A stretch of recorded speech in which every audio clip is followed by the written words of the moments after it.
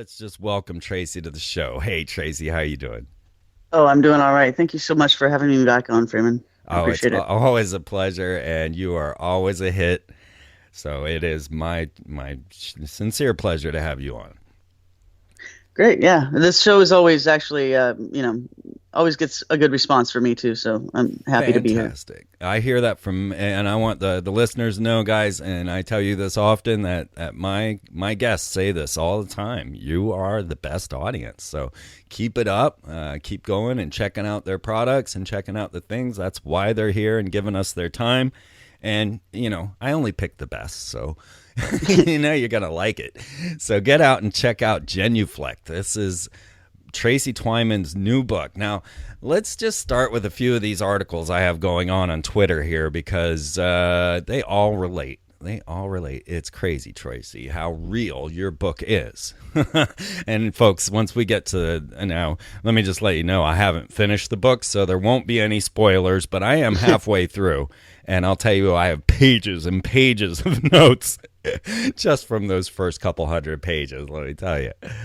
So, right here along on the Twitter feed, if you're at Freeman TV on Twitter, then check this all out. So, first article I have right there is the FOIA docs show CIA Pentagon made 1,800 movies, TV shows, and all due to the glorification of war.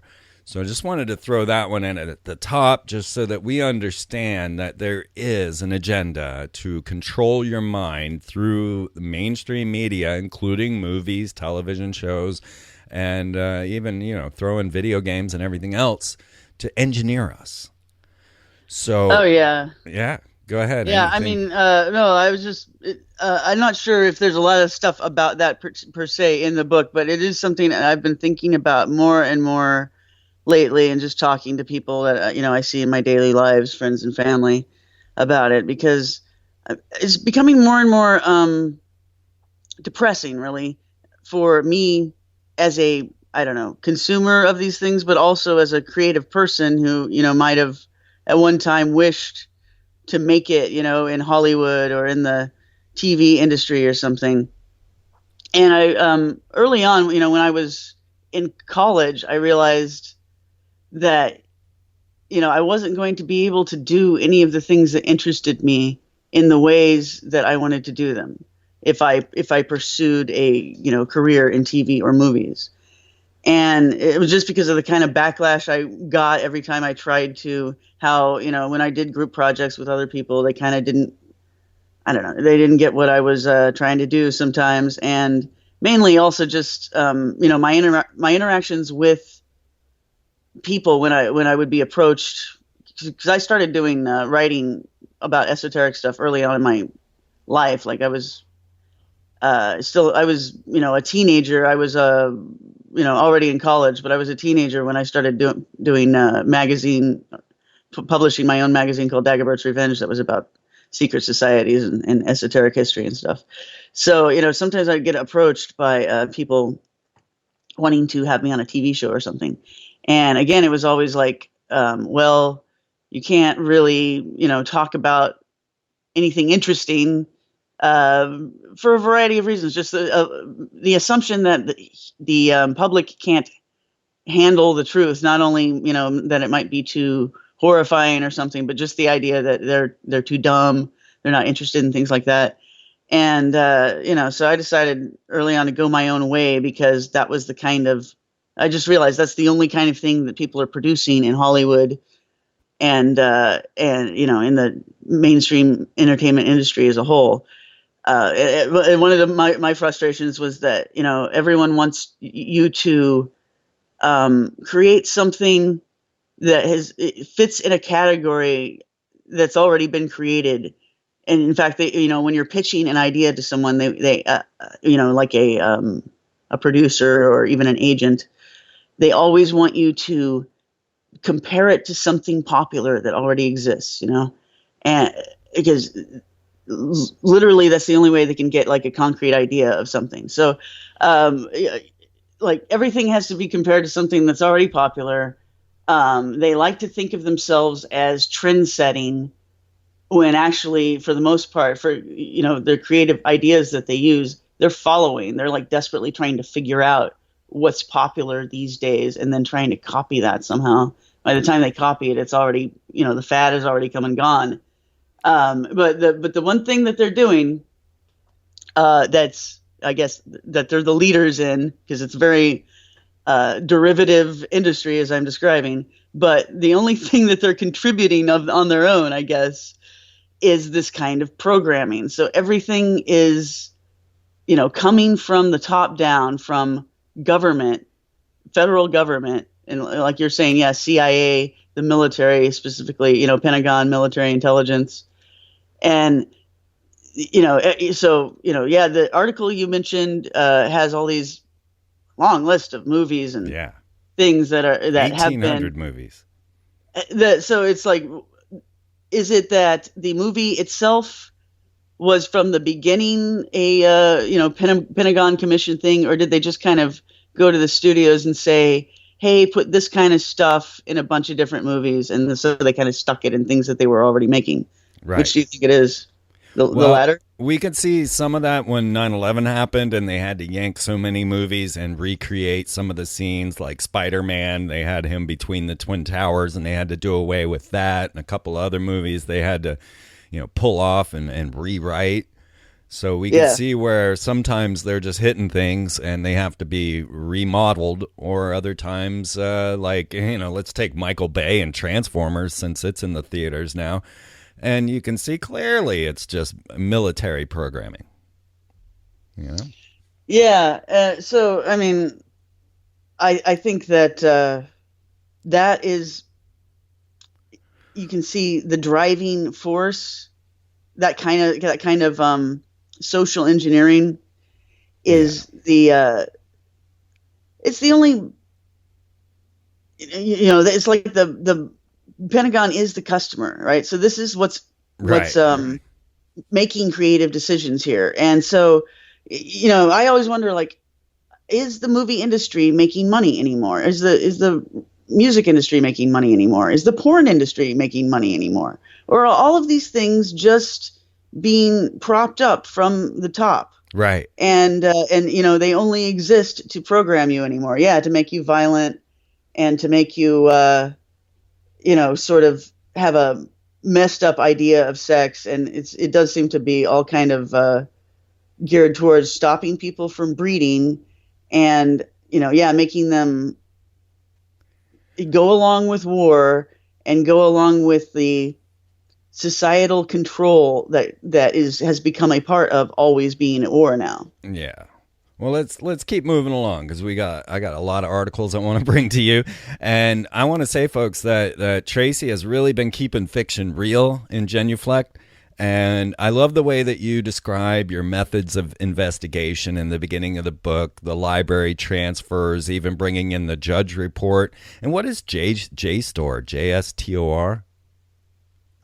It's just appears to be a website where they have a bunch of PDFs of old stuff that's out of print, and they've scanned it in a lot better than Google. Google has gone in and auto scanned. I'll bet they had robots doing most of this stuff, or low paid or unpaid interns doing it all. And so Google likes to act like they have everything on their ebooks. But the thing is that a lot of those old books are different sizes than what their scanner was, so they're missing the edges. They're not unfolding the fold-outs that have illustrations in them and stuff. So anyway, JSTOR is cool. They got lots of good stuff there, and they've taken care to make a nice copy of it. And you can join, and then you can usually look at a bunch of stuff for free, and then if you want to buy a copy of it, it's pretty cheap. So anyway, I've gone there. I end up there just on a Google search, usually trying to find something really obscure, and I'll end up finding some 200 or 300-year-old book that no one's looked at really in almost that long. That answers my question. Yeah, so I think it's a very useful tool for people who want to do, research into primary documents and try to figure out how the history that's accepted now was constructed in the beginning. If you want to follow how the ideas progressed, right? Which is what I've been doing.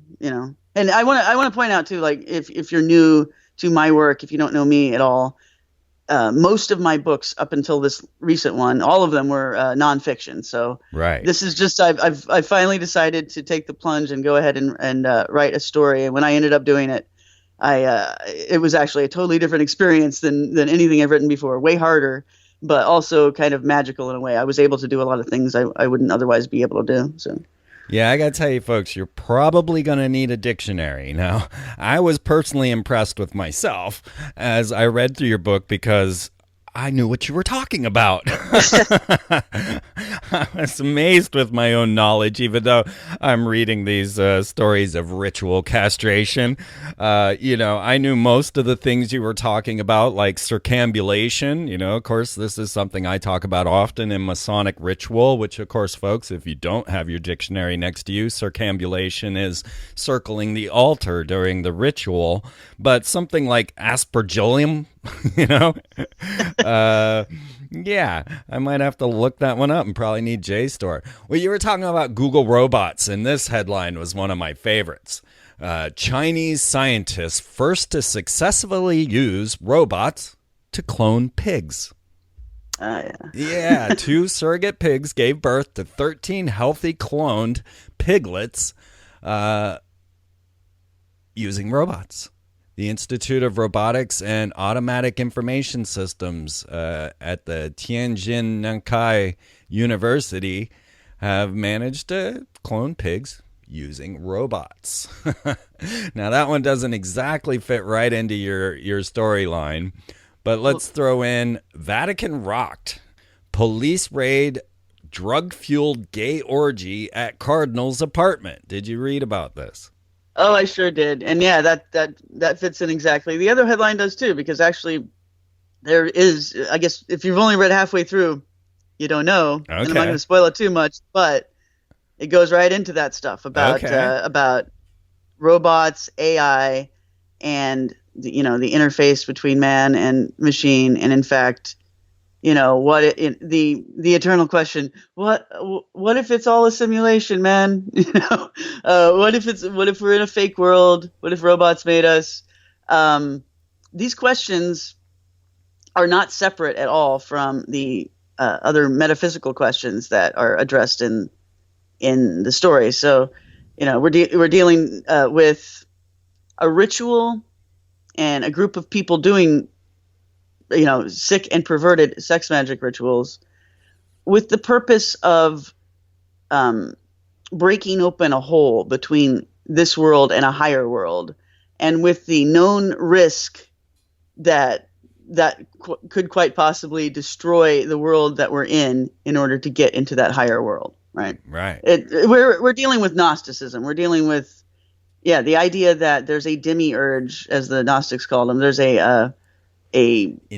someone who created this world that we're in. Most people, I guess, most religious people would call God, but the Gnostics were rather cynical, and so their idea was, well, there's probably, they had actually names for them and a whole mythology about them, that there's other gods, before him and higher than him, but he kind of forgot all about it and all about the other worlds on top of him. And he imagined that there was nothing but him and the world beneath him that he had created, the prison world that we're in.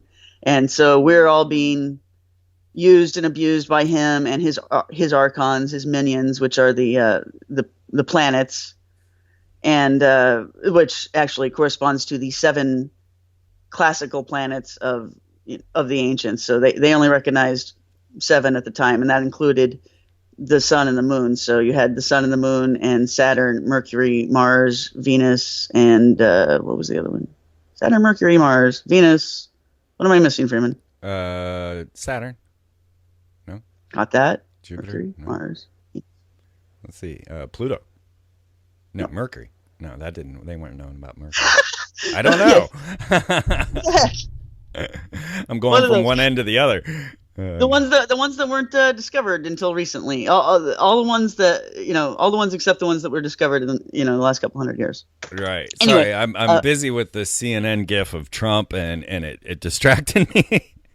it's cool, but yeah. So Genuflect is dealing with Gnostic creation myths because those, as I discussed in the last time I was on your show, those Gnostic myths influenced the beliefs and the secret doctrine, the rituals of the Knights Templar, having to do with the demon Baphomet.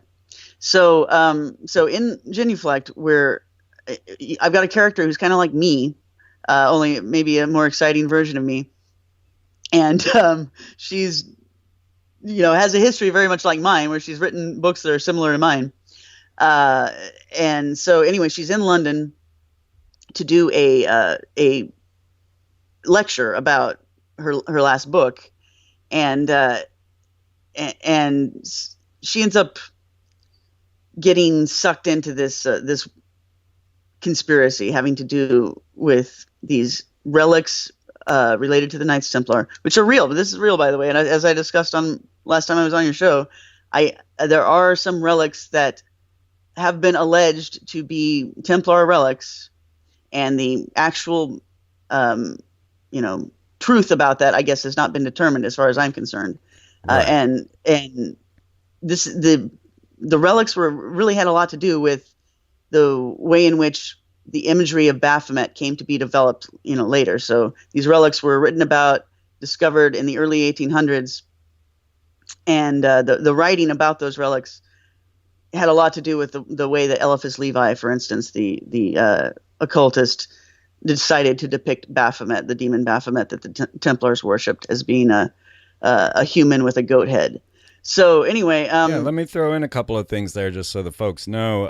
Eliphas Levi, or Eliphas, he is one of the venerated magicians of Albert Pike, who founded and pretty much orchestrated the Scottish Rite Freemasonry. So everybody knows about the 33rd degree and the higher, what some people term the higher Masons, which the Masons don't agree with. But Albert Pike is constantly quoting Eliphas Levi, and the Supreme Council of the world of Freemasonry is constantly going, well, we don't know why he's always quoting Eliphas Levi.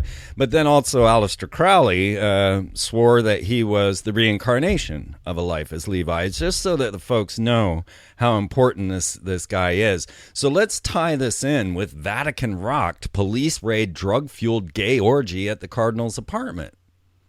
Now, I got to throw in one more thing. I'm sorry, Tracy. Last Pope, right? Pope Benedict. Oh, my God, what a character. Oh, my God, this guy.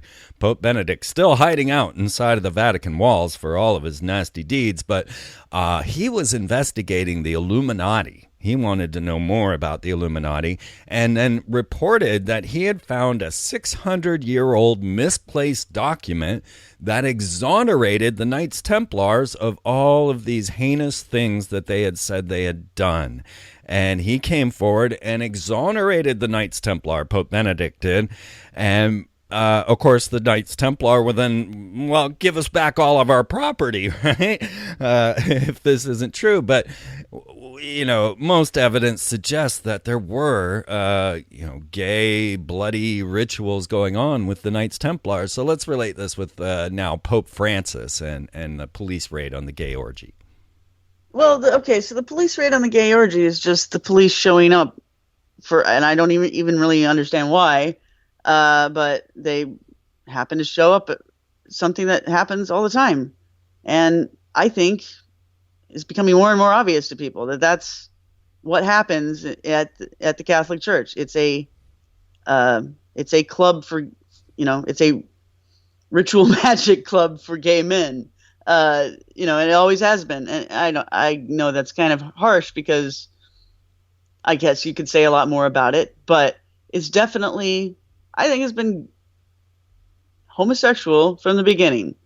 And that the Templars, again, it's just a group of people that got caught. And that's why, the reputation of the Templars had to be rehabilitated later. First, they had to be eliminated at the time, and then later, in modern times, now the church wants to rehabilitate their image because it makes them look bad. Well, they did give the Templars plenty of time to escape before the Papal Bull came through, and they basically went up and formed the story of Braveheart, went up to Scotland, Ireland, and formed the Freemasonic organization, or joined with it and started, so the Templar tradition carries through into Freemasonry, and realized that even though they put out this Papal Bull to burn all the Templars at the stake, they gave them plenty of time to get out of the picture. Well, and okay, the order actually came from King of France, and the King of France is really, he's the one that interrogated them first and tortured them. And so their first confessions came from torture. But then this document you're talking about, what is it called? The Chinon parchment, okay, which is discovered, amazingly in a Vatican library a few years ago, after being lost for 700 years, like you were saying. Well, it doesn't exonerate them at all, and that's the weird thing. I mentioned this last time I was on your show. When you actually read the document and then all the analysis that comes with it, written by the woman who found it, it doesn't exonerate them. All it is a record of the fact that they confessed the same crimes to the Pope without torture. The Pope had a separate trial for them, and they confessed to having an overtly homosexual doctrine and policy, where when you join the club, you have to promise to never have sex with a woman anymore, and that you will yield to your brother's advances on you if he wants to satisfy himself with you. So, and they give you a lecture about how it's better to do it with a brother than with a woman. Right. So, yeah. And then, maybe in the beginning, I would say that, they had mainly adults in the Templars, but later on they became very lax with their entrance policies. So there were kids, 11 years old or so, that were joining, and they were just excited to join a chivalrous order. So at that time the knights had a great reputation. It was a good thing to do for your career. So there were kids that wanted to do that, and what would happen to them? Well, this is what they confessed to the Pope, and also the king under torture, but to the Pope without torture, they said that when you join, the initiation ceremony involves having to kiss the Grand Master's buttocks and penis, and then you have to spit or urinate on the cross, right, and deny Jesus. So you're joining a homosexual order and spitting on the cross and doing these weird rituals, that obviously homosexual in nature. They're confessing all this stuff, and so it's like, how exactly is this an exoneration?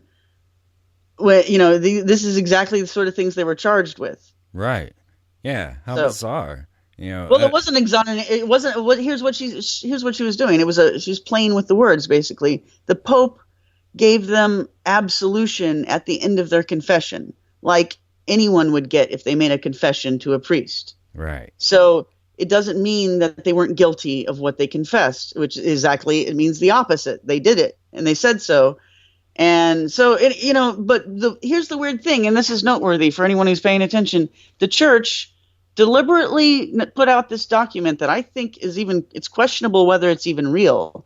But not only that, then they put out an interpretation of it, written by the woman who had found it, that is demonstrably false. And she's putting out a deliberate misinterpretation of it to try to make the Templars and the church both look good and look like victims of the King of France, which there was at the time, a rivalry going on, actually a bitter fight over control of the papacy and where it would be located between Rome and France. And Rome won the day, but for a while the papacy was in France.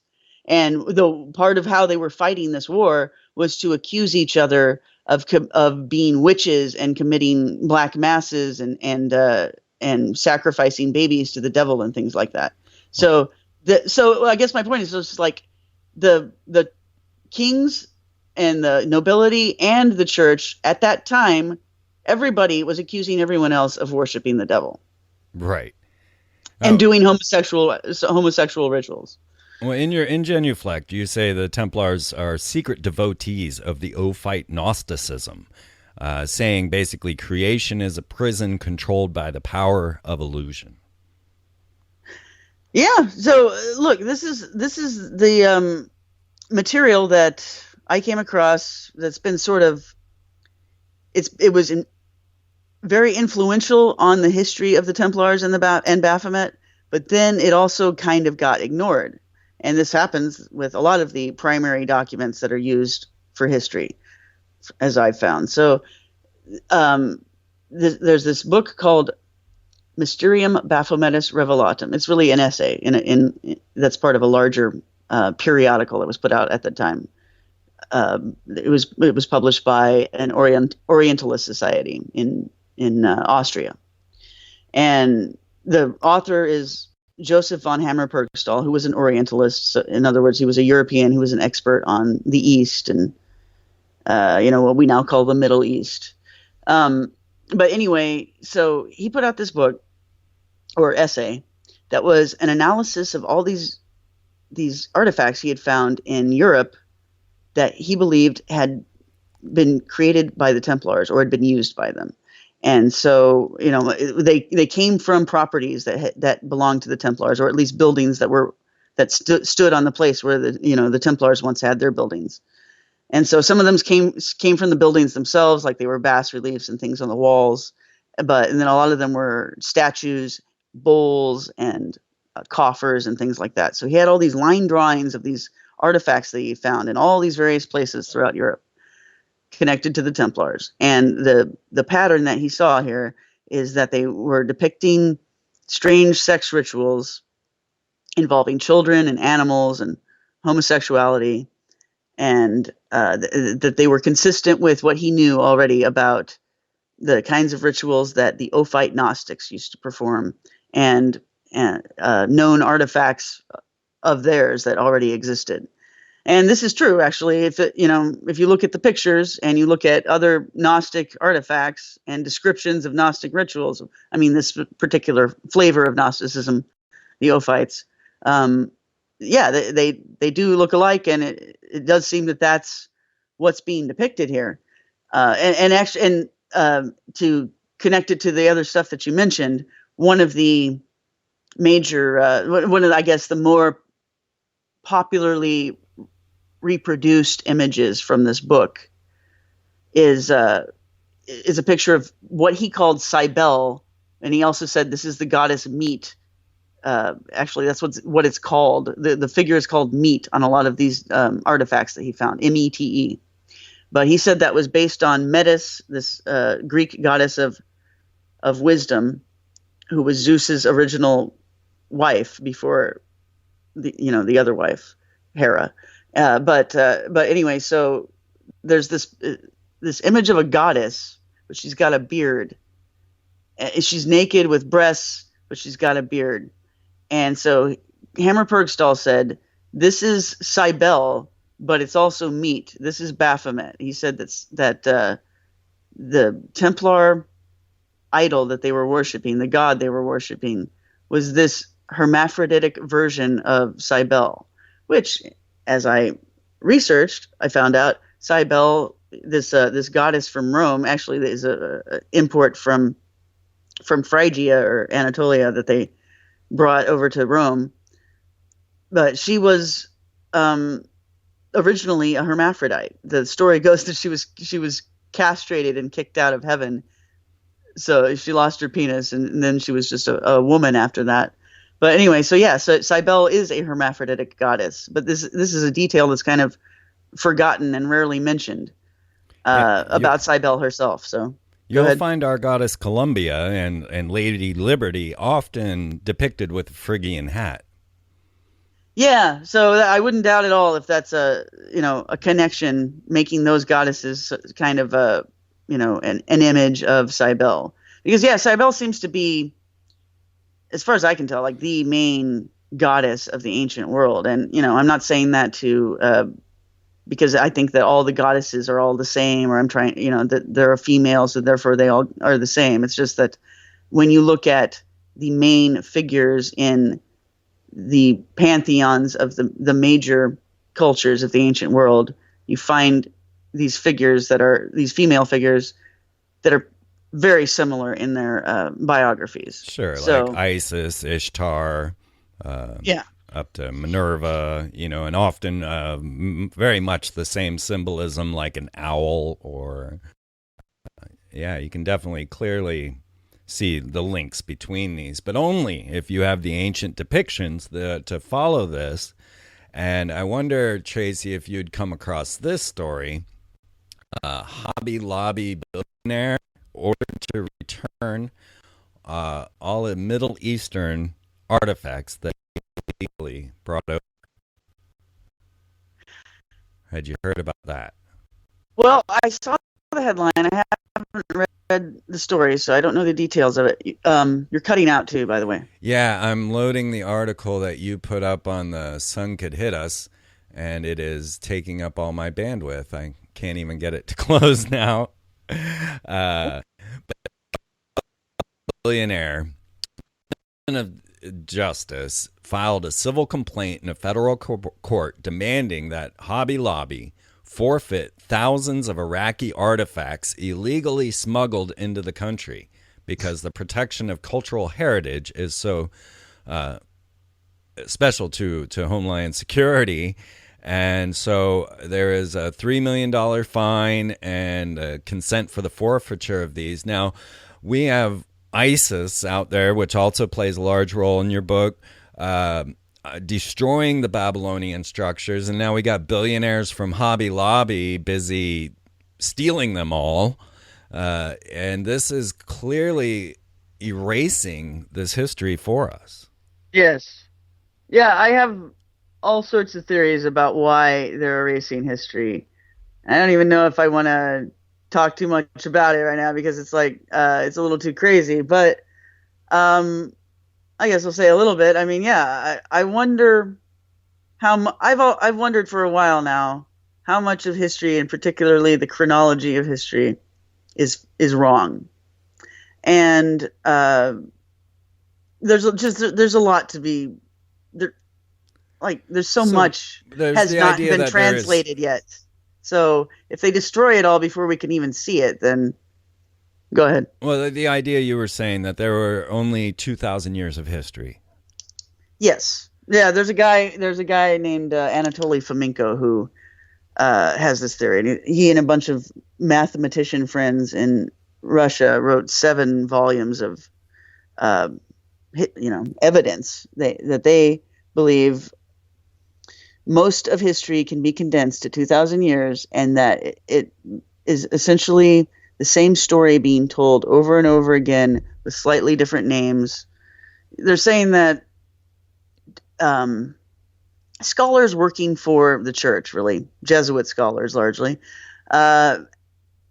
there's only a handful of these guys really that got the whole thing started of creating the chronology that we have of history, particularly ancient history, so this would have been after, the worst of the Dark Ages had happened, and people were kind of waking up supposedly out of this period of amnesia, I guess. Well, they're saying that period never really happened. So we don't know how the whole thing got started.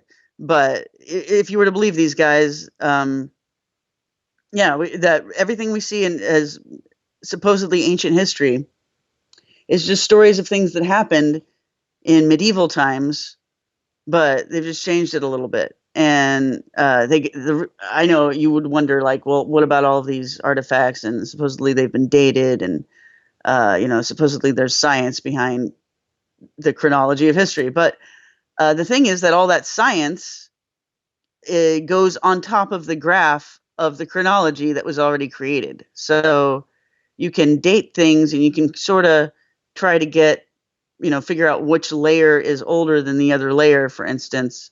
But still, if you date it to a particular historical event, then you have to place that on top of a chronology that, according to these mathematicians, is false.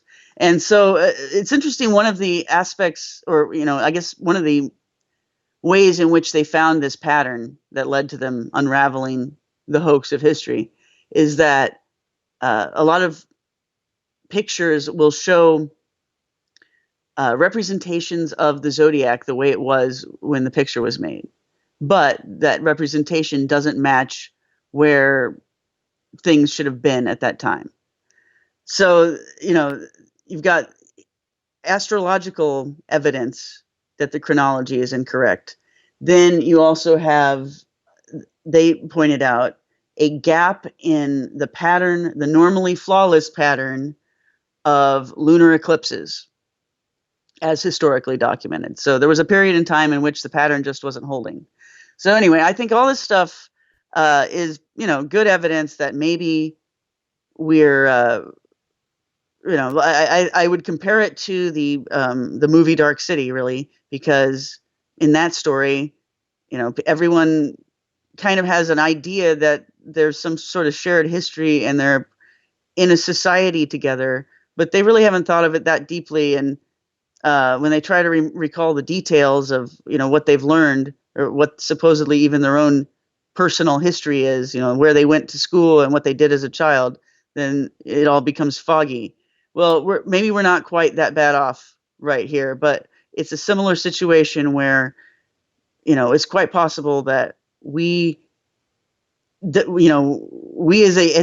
a race don't know where we came from, and we're being presented with stuff that's not verifiable. And it could have even happened. The whole thing could have started a lot more recently than we think. So, I think the destroying history just makes me a little bit more suspicious. Destroying all the physical evidence just makes me think, well, maybe that's why they have to destroy it before anyone can, figure out what's really been going on. Yeah. Well, let's take that to your tweet then. The sun is dying, sky is falling. The plot of my novel, Genulect, is happening months before the date in the book. Now, yeah. I did try to call this article up to read into it a little bit because of it's an interesting article about how the sun and the solar flares are collapsing and could collapse. Okay, now it managed to come up. The sun might soon batter us with a shower of deep space rays so intense it could cause part of the atmosphere to collapse. Deep solar minimum is what they're talking about. And, this does go right along with what you're saying in Genuflect, and the idea that a satanic ritual could destroy the universe. Yeah, and you kind of have to get into the Gnostic and alchemical mindset here in order to, appreciate the things that are going on in Genuflect. So, suspension of disbelief. Like, I'm not here to tell you, what the cosmology of the universe really is. I don't know, and I don't believe anyone who tells me that they do know. But maybe you think you know, and that's fine. The thing is that when you enter into the fictional world of Genuflect, it's in a Gnostic viewpoint. So, like I said, there's 7 classical planets. They are archons. They are alive. They have intelligence.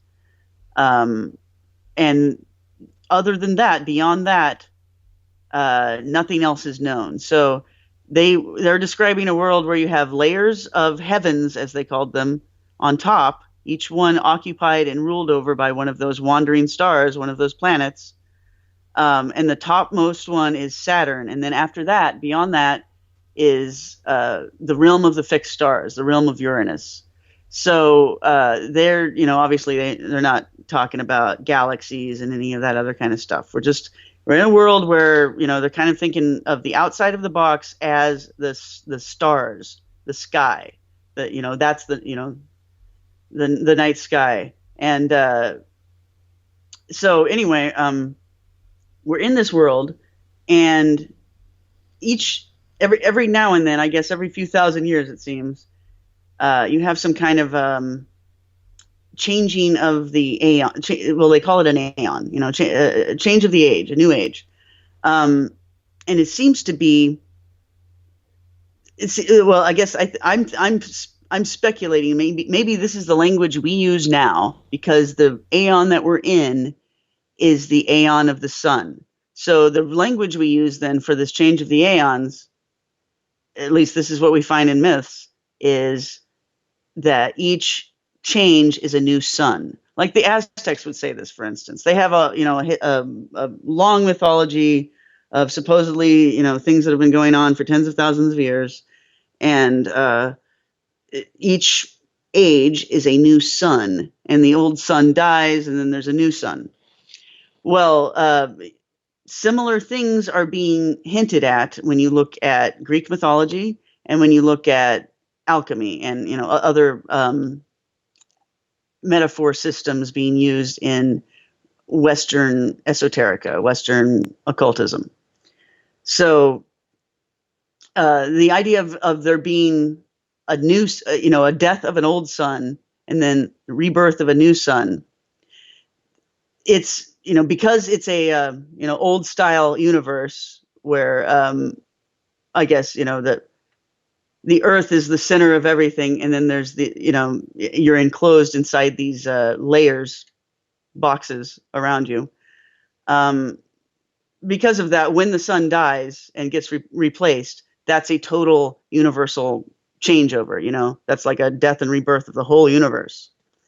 And that's kind of the way I see it. That's what these Gnostic myths are hinting at, that this sort of change can happen over and over again, ad infinitum, whenever, as much as you can imagine. There's no reason why it would ever stop. And, this kind of goes into the multiverse idea in a way. I think that you could have a universe die, an old sun die and be replaced, but the old one is still alive, kind of. It still exists in a way. And a way of imagining this is kind of the way we see in mythology Atlantis or Tartarus. Atlantis is, a story of the old age dying and sinking below. The story of the Titans being locked in Tartarus. Supposedly, Kronos was the ruler of the previous age, the Golden Age, or probably actually 2 ages before. Then he was supplanted by his son Zeus, and he, Kronos and his siblings, the other Titans, were locked in Tartarus. Tartarus is viewed as being below the earth. So these realms being viewed as sinking below, or being located beneath us, it's a way of saying it's something that happened that doesn't exist anymore, really, but it's still part of a larger structure of existence, I guess. And we're now on top of it. And so it is holding us up. It's our foundation. But for the people that are, beneath and I guess bearing the burden of holding up something on top of them, it's a negative situation, right? And that's the way the Gnostics saw our situation. We're being used in a similar way. We've got something stacked on top of us, and we're bearing the weight of it, and we're trapped inside here, and we don't even know what we're being used for or what's really going on. So it's, it seems like a negative situation, but at the same time, you don't necessarily realize it all the time, right? And I think that's kind of the reality that we're in. That, you know, we are imprisoned and we are being used as slaves, but we don't always feel it.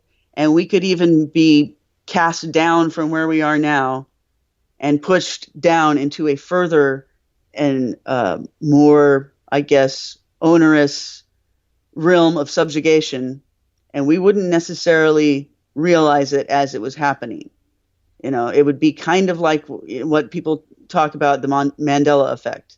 You would notice certain changes, but you wouldn't really know what was going on. And that's kind of what I'm imagining might be happening, and certainly the kind of thing that I tried to hint at in my novel.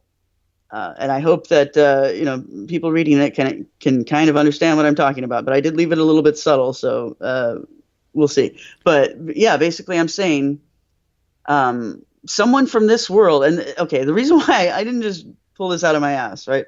This is me looking at mythology, but also ritual magic literature. In particular, the work of Aleister Crowley, which I took more seriously this year and last year as I was researching this than I ever have before. Always just kind of not been totally impressed with Crowley, but I had to take it seriously this time and just see, you know, how his ideas have influenced others. And plus, he's not an idiot, and he was channeling demons, so he has a lot of, real info about how things can be done magically. And I've seen a lot of, I guess, internal OTO and AA documents recently.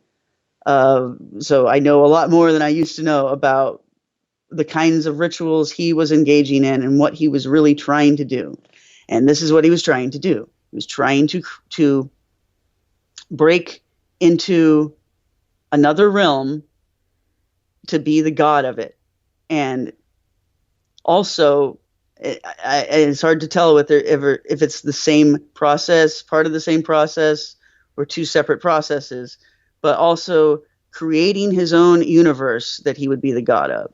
So there's these, and all of these things are accomplished through sex magic. So, it's not like creating a little, matrix in a computer program or something. He believed that this could be done through magic.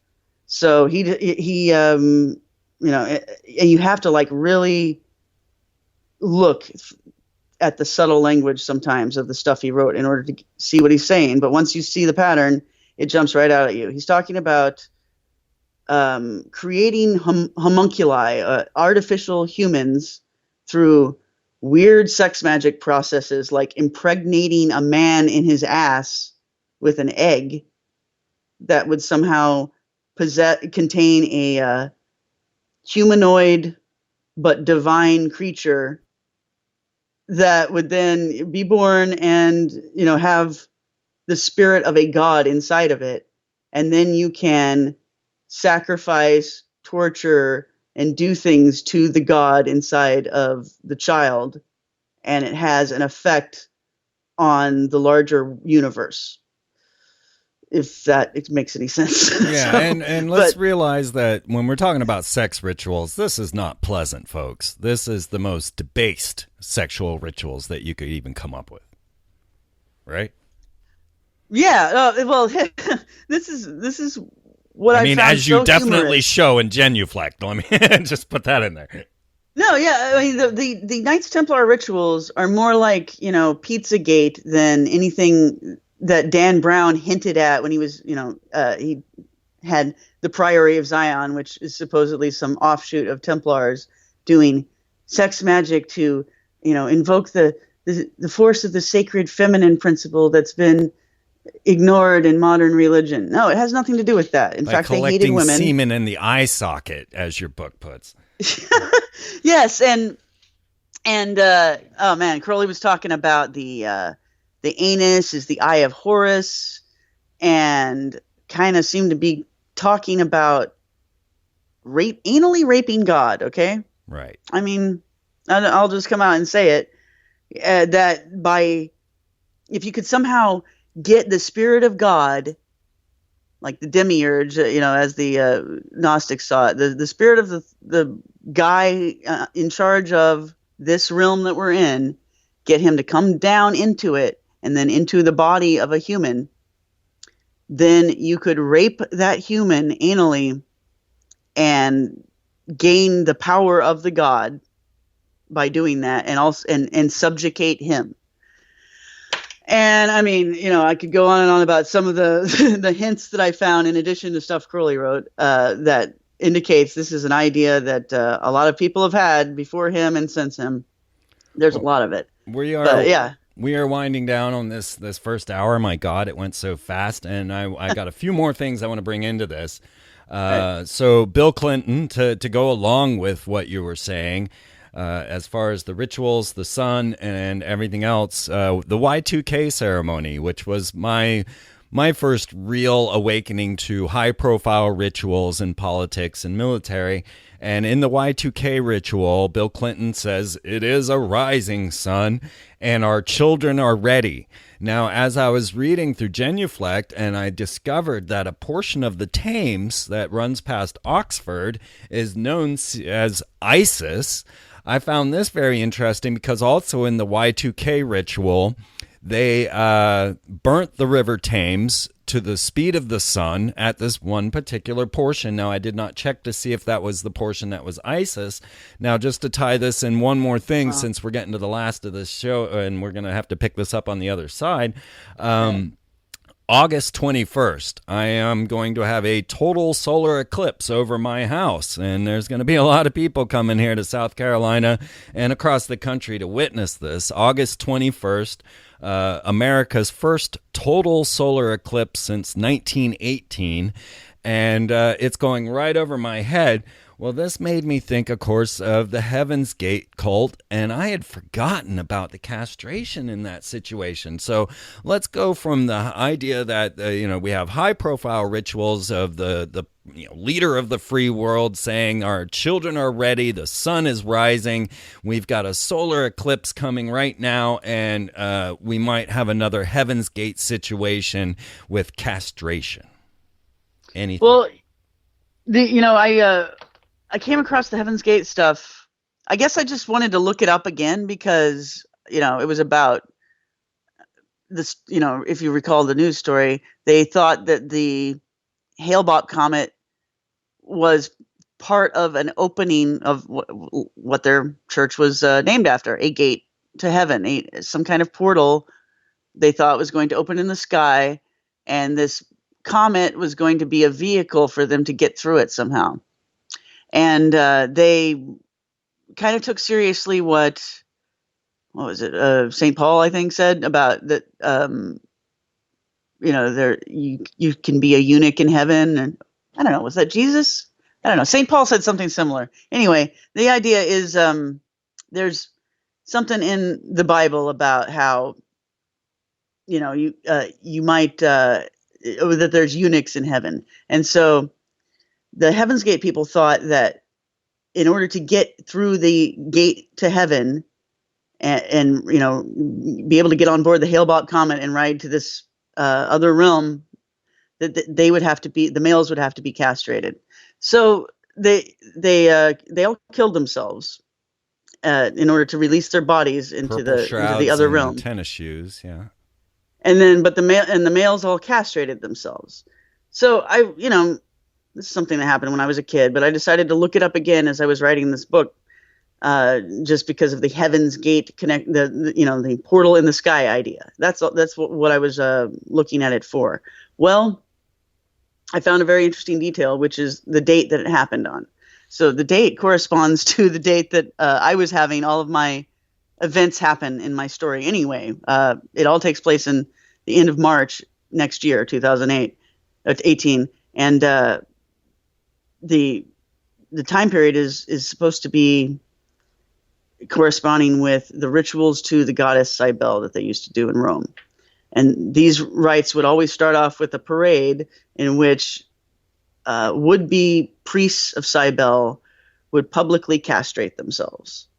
So the rites of the castrated priests of Cybele is really one of the quintessential ideas of the Cybele cult. When you talk about it, that's one of the first things you bring up. And it's definitely a huge part of the novel. So and very graphic, folks, very graphic. So it was really shocking for me to realize that the Heaven's Gate people castrated themselves on the same day that the Cybele priests used to castrate themselves. Amazing. Yeah, it is. And it corresponds. It's around the same time as the equinox, not coincidence by any means, but the ancient Sumerians used to refer to the equinox by the term Nibiru, right? Because it was the time of the crossing, right? And so, the writings about Nibiru that some people think refer to Planet X, other authors have said, well, they're talking about the the equinox. So, or they're talking about the place that the stars are at the equinox, basically.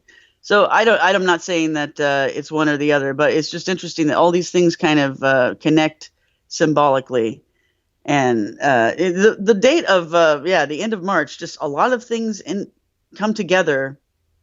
It's just a very significant time period. Yes. And it looks like next year, what is going to happen around this time period. In my story, it's the opening of this Temple of Mithras that exists in London. But in reality, there is this Temple of Mithras that's going to be opened. It'll probably happen later this year instead of next year.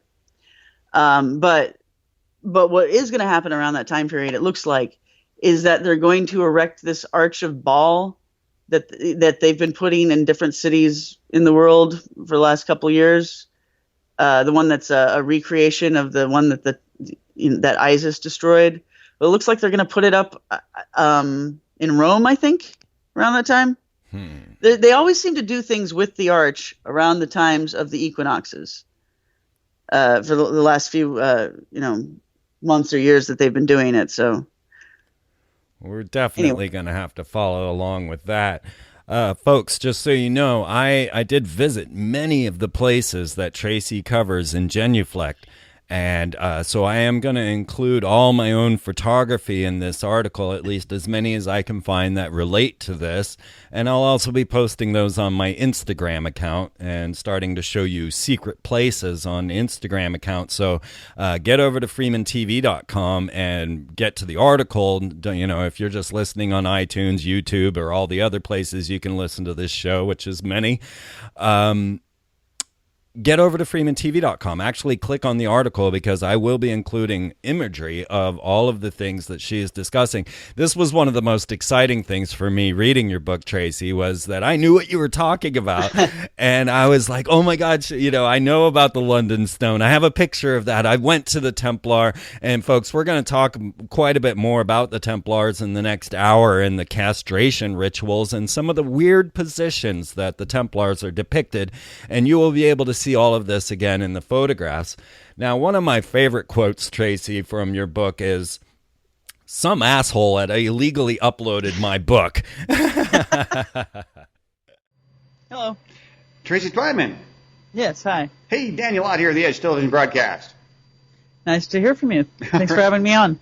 Excellent. I'll tell you what, you're sounding really good on the Skype connection tonight. Sometimes we have connection, there's interference on the line, and many times actually there are what some guests have told me, aliens actually log on to the program. Have you ever been on an interview program and it's like a third unknown party, whether NSA or reptoids or anybody? Have you ever felt like somebody else was listening, Tracy?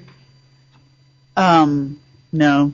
Oh, okay. Well, welcome to the program, because if there is a program out there, this is going to be the one. Okay. Okay. Hey, well, great to have you on. I was given some information about you there, about what you've done and what you've been on. Obviously, numbers of programs, including Coast to Coast and conspiracy theory. But Tracy, before we get going, and we're going to be talking about tonight. Tonight, we're going to be talking about fake reality, and we want to talk about the Sandy Hook issue there, and some of the other things you've talked about in other programs, and even the rumors of invasion of perhaps something coming towards Earth. Before we get going, how did you get interested in those subjects?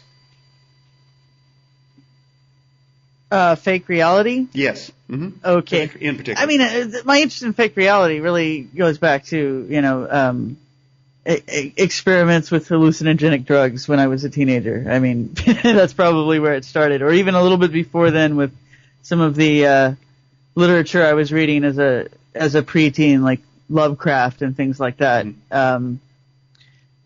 Just obviously, actually, here's another thing. It goes back to when I was 3 years old.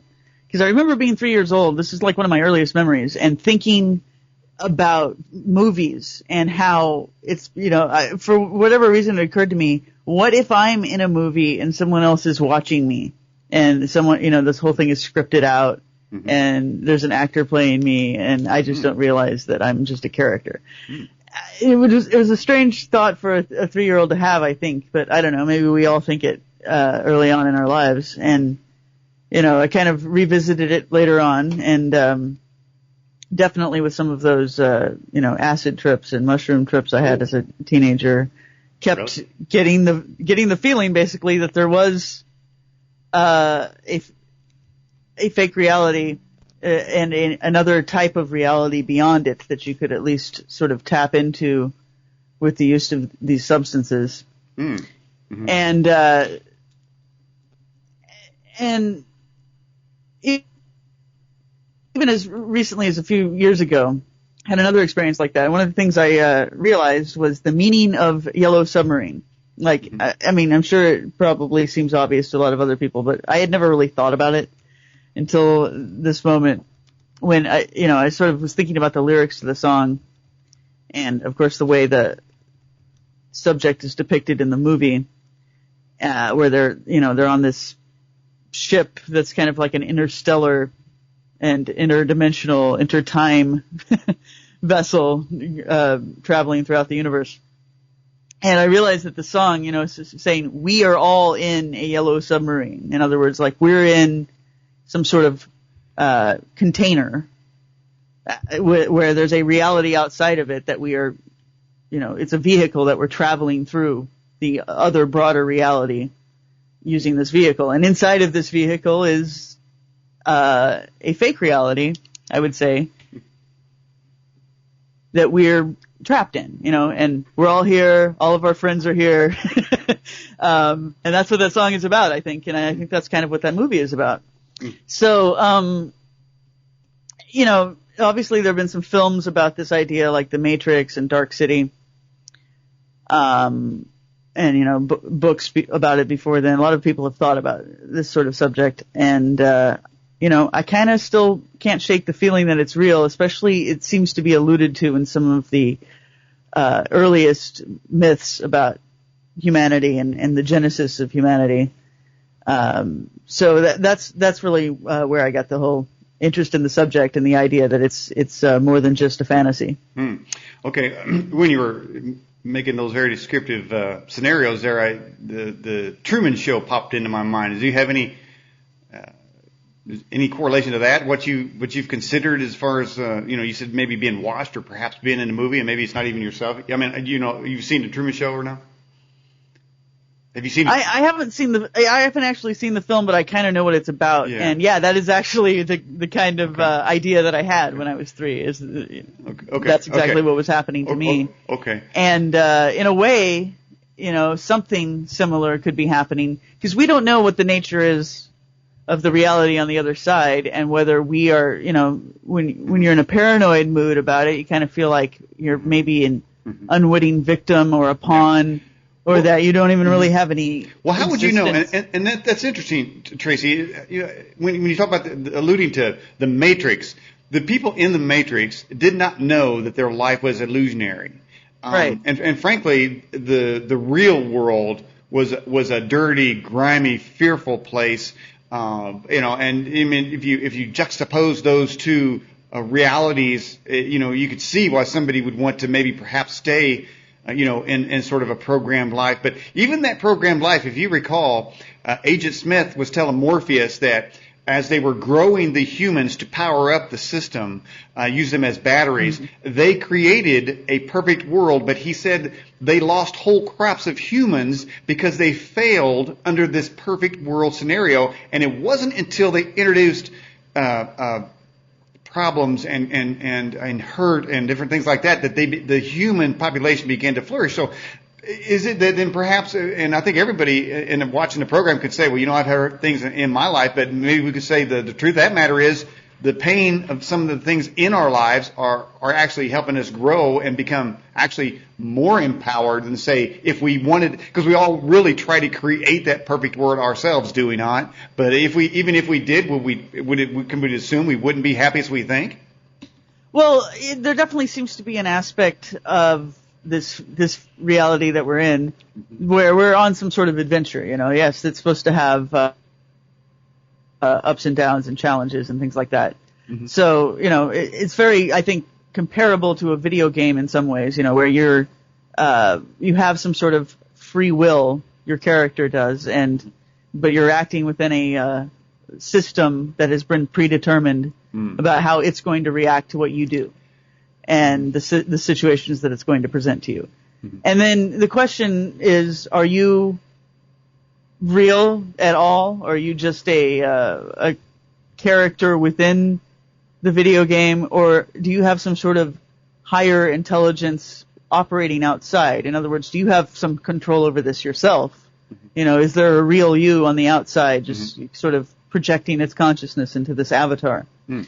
So, I don't know. I mean, that's, I think, what we would all hope for, is that, for one thing, that we really do exist on the outside, that when this game ends, that there'll be something else and something higher that you'll snap back into, basically. Mm-hmm. And, also, that you're in control, you're not necessarily being victimized by someone else. I mean, there's more paranoid views of this, and again, you see parallels with this in scripture and mythology, like especially, I would say, Gnostic scriptures, Gnostic versions of the Genesis story. Mm-hmm. And even if you look at the Genesis story itself in the Bible, there's like hints about it, basically, that the Garden of Eden was kind of this petri dish where these people were grown, to serve some sort of purpose for the beings that existed on the outside of it, mm-hmm. And they talk about how Adam and Eve were there to till the garden, basically that their existence had some sort of output that was being used as food by someone else, I would say. And that's kind of the idea that's alluded to in some of the Gnostic scriptures. And then you saw that in The Matrix, and even in Dark City, that movie, where in that movie they're on a spaceship, basically, but people don't know that their world is actually a spaceship, and someone else is manipulating reality from the outside, and they're feeding off of their emotions and things like that, putting them in different situations to create emotional reactions, basically. And so I think that's similar, what they're describing there in Dark City, similar to in The Matrix, how you have the machines on the outside feeding off of the electrical impulses, basically created by the people going through the imaginary scenarios in their dream world. Mm-hmm. And what the Gnostic scriptures seem to be alluding to is that there are beings that are kind of vampiric in nature that created the reality that we're in now and put us inside of it, so that we would create these emotions that they would feed off of. Uh-huh. And it seems to be, more geared towards creating negative emotions, I would say. And, that those are the sorts of energies that these beings like to feed off of. The idea, I think, you see it alluded to in a lot of other myths. I don't know, but I'll tell you what, if I find any kind of being feeding off me, it's going to be a dead being, okay? Because they're going to have my permission. I was talking to the guest last week, talking about the reptoids, and, saying, he was saying they're here to help, and I said, well, I'm here to shoot. I can put up with him, and he was really upset about that. He does not want to see violence toward the purported alien beings out there, and I'm saying that, well, there's a lot of violations to the human to the human race that are done to us without permission, and I don't agree with that. Well, listen, Tracy, this is a question show. Now, we don't have actual third callers, so we can actually hear more from you, the guest, but we do have people that are emailing in questions right now, and they're also putting it in the live chat going on. All right, so we have here a couple of really interesting questions. One, for you, what is the most real illusion you've ever experienced that you think that you've experienced? Well, I don't know what to say about that. I mean, I kind of feel like everything is that, it's an illusion that is, convincing, so convincing you can't seem to wake up from it. Okay. I mean, I've experienced a lot of things in my life that, sometimes I feel like I need to pinch myself because I can't believe that they're real, okay. Well, I'll give you one. I woke up and a community organizer was president of the United States. I got to be having some kind of, I must be on something myself. You talk about asset residue, man. And this guy's running some drones, and I think he's going to take me out. All right, here's another one for you. It says, here, let me get it back up here. This is interesting. This is from Tom Jones in the UK. Do you think it's possible? If you talk about alternate realities, he says, do you think it's possible to hack into our own reality and make changes to it externally? Brilliant question. Oh yeah, I do, and in fact, I think that's one of the challenges of the game that we're in. It's like in Super Mario Brothers, you have the special boxes up ahead of when you're like punching in the sky to get the coins and everything, and the little flowers, and sometimes a magic mushroom will come out and it'll like make you supersized and you can do anything, mm-hmm. for a period of time. I think that there are things like that can be done, and that's really one of the goals as a character in this game, mm-hmm. is that mm-hmm. you need to find the ways of hacking your own life, because mm-hmm. I think it really does come down to sort of realizing that you're in the game. Mm. And that there is someone on the outside playing you, and if you can somehow from the inside gain the kind of control that the guy on the outside has, But the only way that you could know that you're in the game, and again, going back to the Matrix scenario, is somebody externally has got to go back in to that reality and tell you, that. And so, well, but they have. I mean, that's what all of these hints are in all of the myths, the scriptures, the novels and the movies that people write. It's being told to us all the time, and that's why, this is one of the esoteric secrets that pass down through mm-hmm. secret societies, mm-hmm. Communicated through symbolism.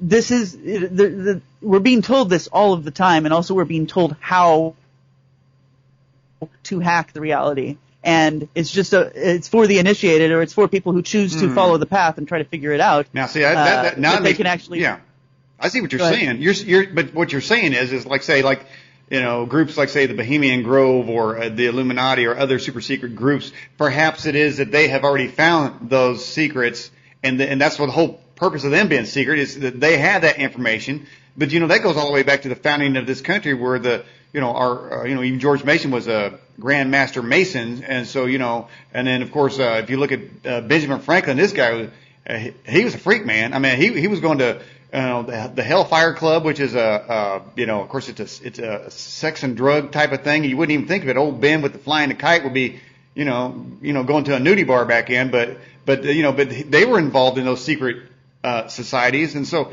I don't really like the fact that perhaps they have got that information, and we on the outside as researchers, and you yourself, you research and you get bits and pieces of it. But it seems to me somebody needs to crack that nut and get all the information so we can all at least know what's going on. Well, people have, and it's really a matter of degree. I mean, there's a lot of information about it, and there's a lot of different approaches to it. It's not like there's just one way of hacking reality, one way of achieving enlightenment. There's a lot of different methods, mm-hmm. and some of the things that are being practiced by these secret societies you're talking about, a lot of that is just methods of control, because they do already have a position of power. Mm-hmm. They already have ways of controlling the reality that we're living in mm-hmm. by virtue of the fact that they're influencing, the economic system. They're influencing who goes to jail and who doesn't, and things like that. So because they're in that position of power, that kind of really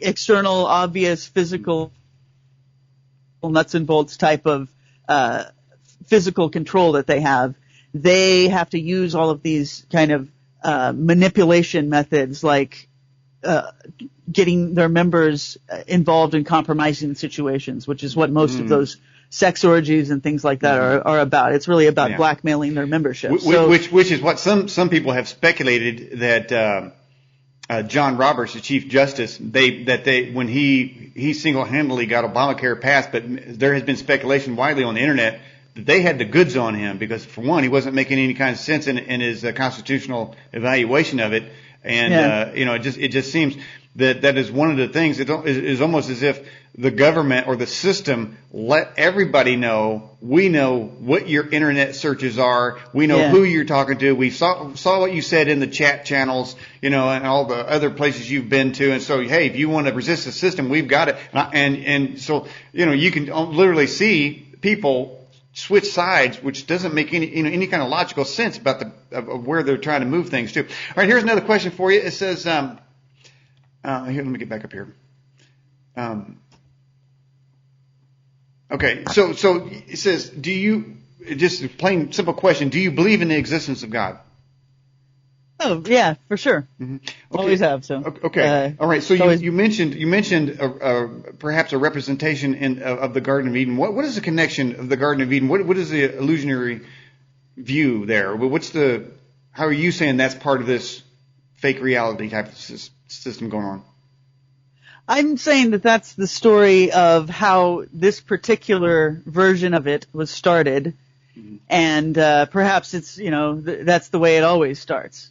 Basically, it starts with these two characters in a controlled environment. Well, now you've got two characters though, so it's not an individual thing. So are you saying that two characters could be in the same illusionary reality? Oh, we are. I mean, you don't think that this is all just your illusion. But they would be. Wouldn't you be the central imagination, right? But wouldn't you be the central character, and the others are players in that scene? You could have. I mean, yeah. Who knows? We don't have enough information to go on to know if there's just infinite number of universes, essentially infinite numbers of games or versions of the game. We don't know, but I think that when I look into like what's being described basically in different types of ritual magic, different types of alchemy, which are ways of hacking reality and creating your own reality, not only in your own life, but theoretically you could be doing what God was doing at the Garden of Eden. There's all these methods of creating golems or basically fake humans that you can then use magic to bring to life. And when you're creating, say, for instance, magical circles, if you've seen this in horror movies before, sometimes they'll invoke a demon and they'll have a set of symbols on the floor, and the demon is invoked inside those symbols, and the symbols kind of control the demon. He's kept inside of the magic circle, things like that. Yikes. This is an example of utilizing magic to create a system within which the things that you have created or brought to life are forced to function, and you create the rules by which they have to live. That's what magical spells are, is a system of rules that you create for something that you've invented to live by. Mm-hmm. And I think that what's being communicated there in the story of the Garden of Eden is that something like that happened with us. Mm. It talks about creating Adam from clay, from the dust of the ground, and that then is what's described in Jewish ritual magic and Kabbalah when they talk about creating golems. You could take clay and write magical symbols on it and do ceremonies and literally bring it to life and make it do things for you. It operates sort of as a robot at your beck and call. That's the reason why they say it's possible to do that, is because the Kabbalah supposedly has the secrets of God, the secrets of using God's holy name to make things happen supernaturally. And so in the process of creating a golem like that, you're just following the same steps that God used in the Garden of Eden. And so that's what I'm saying, is that the story of the Garden of Eden is the story of creating a fake reality and creating beings that live inside of it. Okay, so basically, though, aren't you saying that there is sort of a God formula, and in that if you mimic that formula, then you'll have the same creative power? Well, that is the idea. I don't know if it's true, and of course, We'll give it a try. Orthodox religion says that that's an arrogant thing to think or to even try to do. I don't necessarily disagree. It does seem quite a lot to view. You have to view yourself as God and the only God like that, and aren't you kind of taking a risk? I would say potentially. What if there really is something beyond you, and you're going to be called to account at the end of your life? I don't know. Yeah. But this is the kind of idea that we find at the heart of all of these esoteric systems. And wouldn't it be a kicker if you're trying to create a reality and somebody else creates one that supersedes yours? I mean, that would be a kicker to me. I would say, hey, man, stay out of my reality, okay? I'm working on this thing. You're messing with my gears, you know what I'm saying? Or like in the movie Poltergeist, that little witch woman, she said, "You're jamming my frequency, man." So don't jam a frequency, people. All right, here's a question for you. Another interesting one. This is, we're talking about some deep philosophical things here right now. Tracy, have you ever found real truth? And if you have, how would you describe real truth? I would not say that I have. I don't know. I mean, or can we not know truth? I do not consider myself able to determine that. So, no. Okay, are you saying there's not a single truth that you can say that guaranteed this is truth, but there's not one? No. So I'm not the one to say by that. nature. Whoever the theoretical God is, he would know, but I don't. Yeah.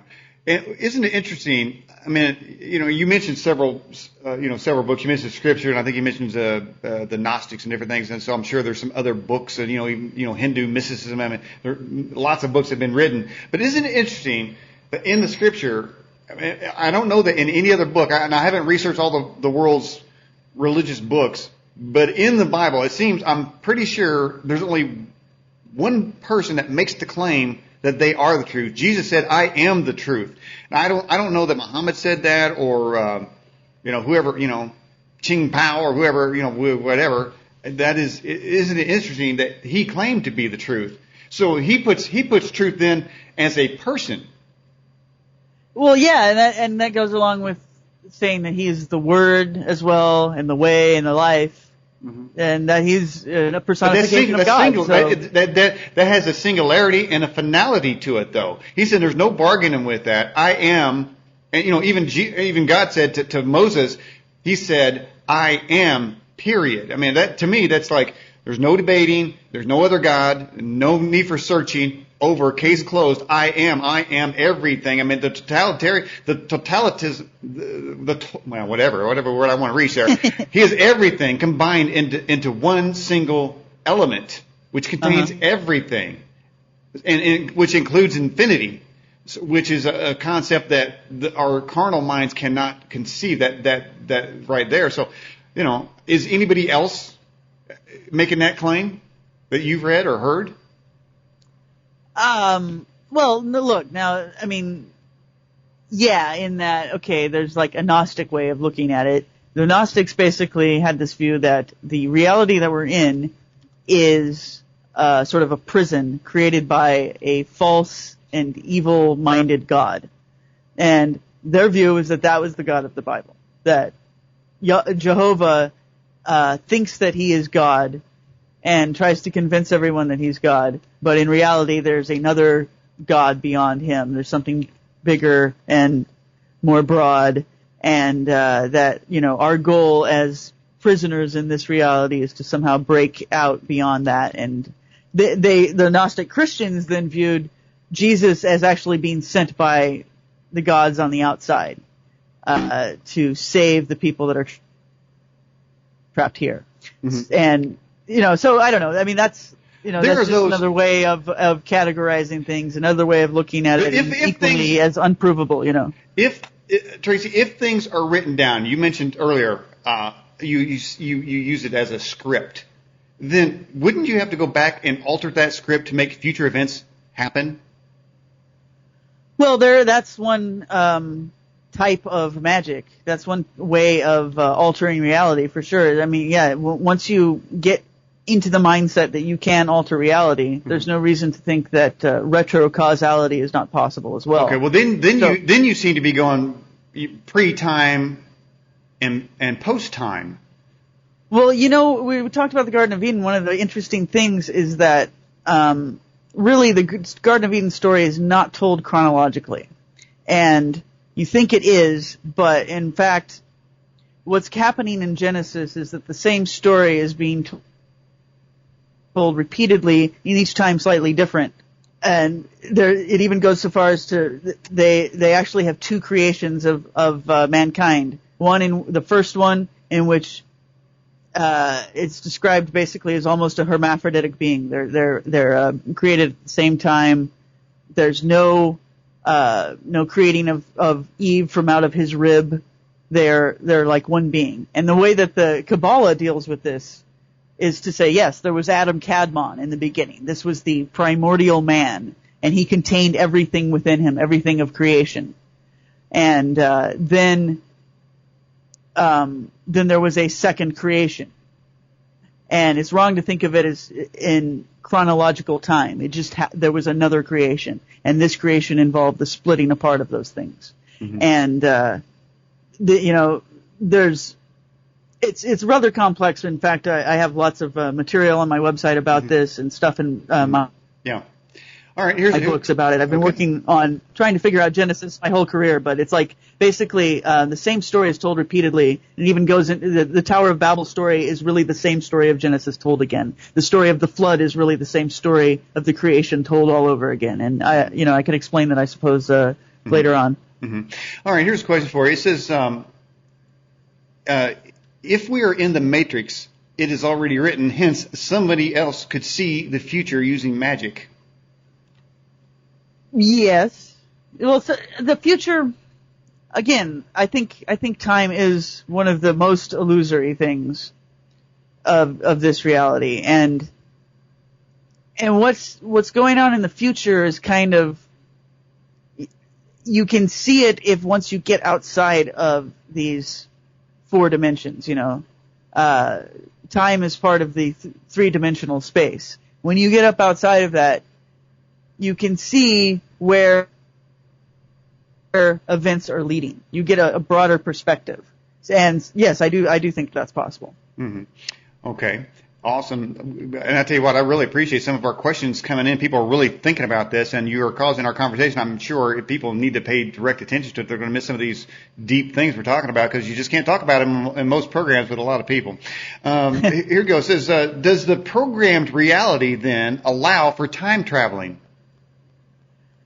I think it can. And the thing is, of course, you would never know, or it would be hard to tell if it was happening. If the reality that you're in now is being altered by people going in the past and changing something, mm-hmm. you don't know, because everything gets changed automatically and you don't experience the change. Now, there's some people that think that maybe, that's what happens. Like, isn't that even, they even say that in the Matrix movie, right?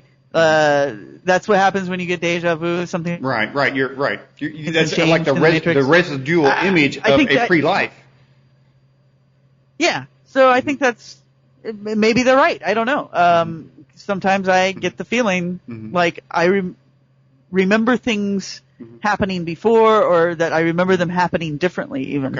Okay. Let me put this out there to the viewers and the listeners, because we're streaming on low bandwidth audio and high def video right now. But if somebody's got a really succinct story of deja vu that freaked you out, that can be said in a couple sentences, then just go ahead and put that either through the Fast Blast, or if you can, post it in the live chat, and our moderator Jay will try to grab it if need be. All right, here's a question from Doug White. He wants to know, Tracy, have you heard of Project Pegasus?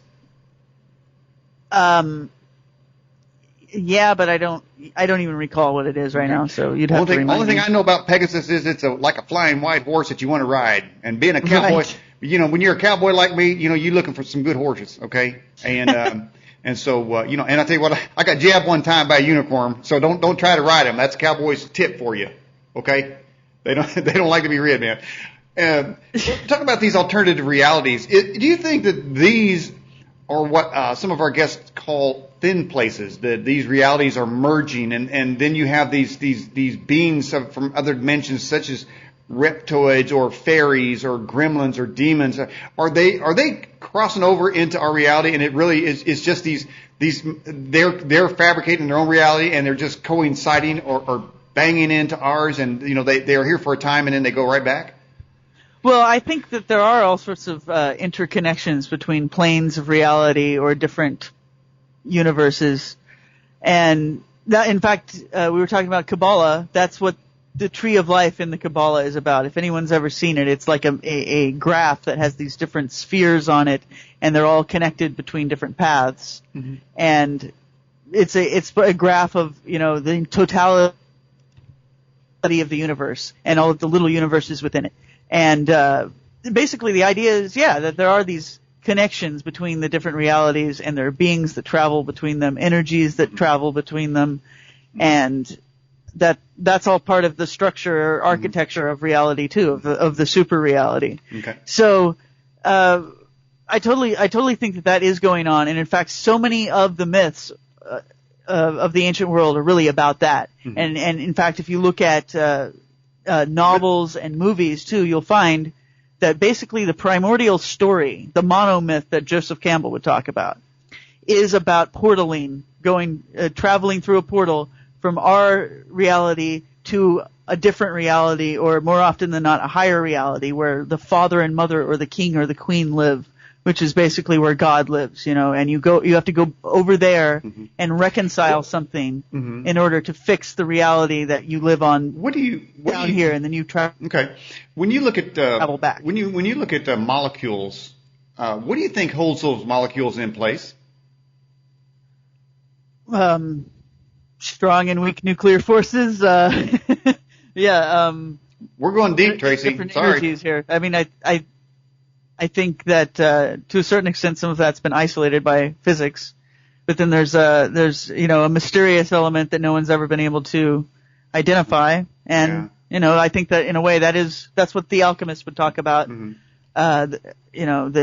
The hidden universal agent that can be found within everything and that connects everything. Uh-huh. And it was basically the first thing that came out of nothing when creation happened in the first place. But wouldn't that be covered under that statement, as I said, from God when he said, I am? Wouldn't that also cover that space?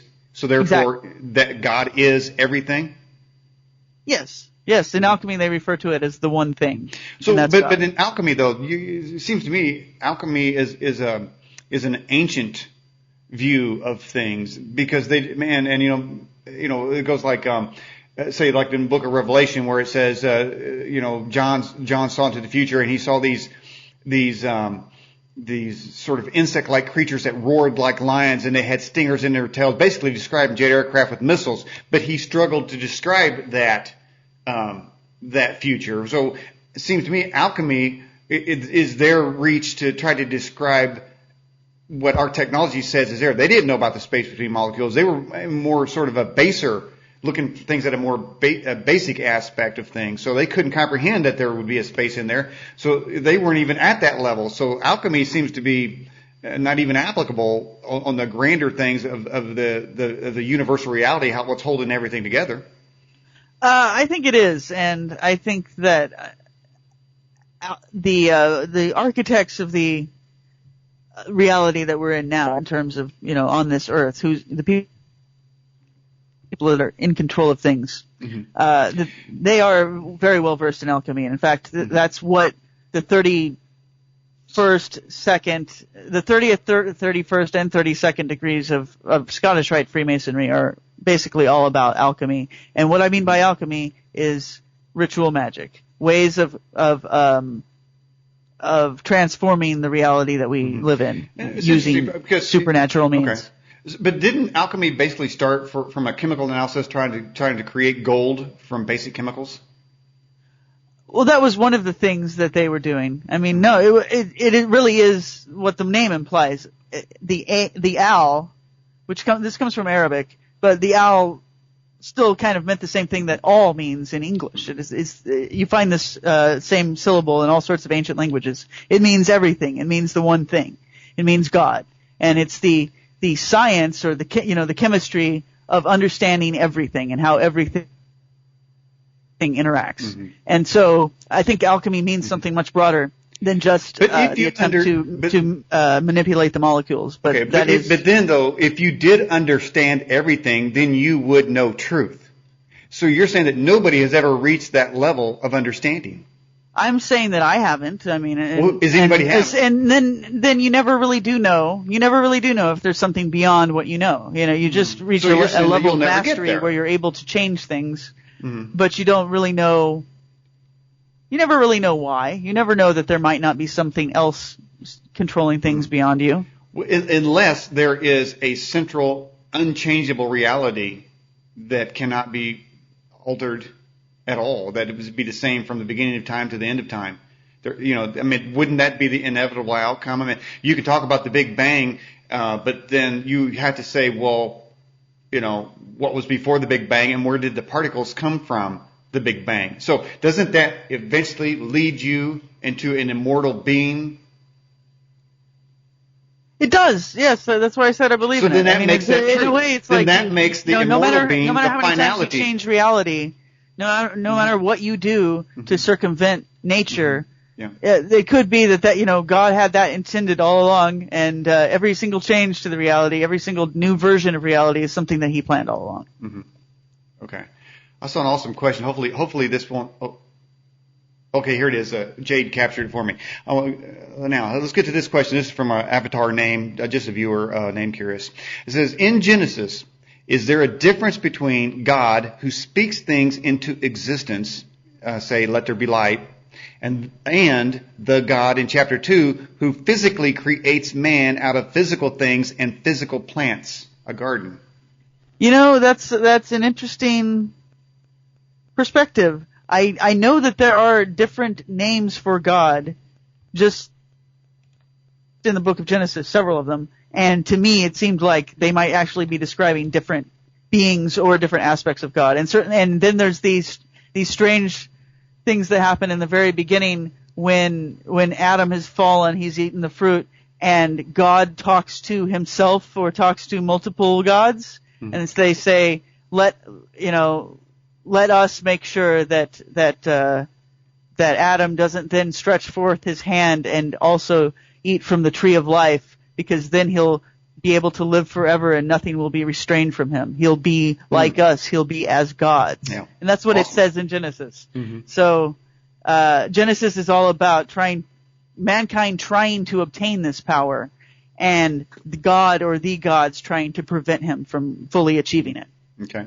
All right. And for those of you just joining the program, on our Newsmaker line tonight is Tracy Twyman, and we're talking about fake realities and so many more deep philosophical subjects. If you'd like to join the broadcast, you can log into the live chat, send your questions there, or you can send us a question directly through the email client. Click on the Fast Blast on the left side of the website. Okay. Well, that was an interesting question there. And then here's another one. It says, do you think that the Montauk Project was creating a new reality on a different timeline, and do you think they were sticking it to ours that we are on? Well, now I'm not fully convinced the Montauk Project is real, but if it is, that's certainly the scenario they're describing. They're talking about, when they talk about creating a time loop. Mm-hmm. Yeah, I mean, I think they're describing sort of creating a sub-reality appendage to our reality that you can access through certain time portals, at certain points in time. Mm-hmm. So, that's one type of reality hack that someone has at least thought of doing. If they've actually done it or not, I'm not sure. Well, I'm all about hacking, man. Hey, if the NSA is hacking into my computer, I'm going to hack into their reality, and I'm going to make them disappear. That's the kind of reality that I'm trying to create. So it seems that once you But again, it goes back to what I said about that somebody has got to reveal to you that you're in some sort of reality, that you're in some sort of play, some kind of life script. Now, now that might be described in the Bible, maybe other books too. There's some group known as the Watchers. Is it possible that these Watchers are the ones that come to tell us, and maybe perhaps they take a form of a relative, or maybe they just maybe even post something in a chat that you don't know who they are, you don't even know if they're real, but all of a sudden something tremendous gets put in there and you never hear from them again. I mean, perhaps they pop into your life.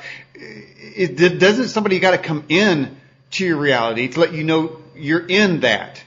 You can't find that out on your own unless you trip over it, right? There has to be solid evidence, enough evidence to convince you that your reality you're in is not necessarily the reality you're in. Well, that's the role of the white rabbit in Alice in Wonderland, and they reference that in the Matrix.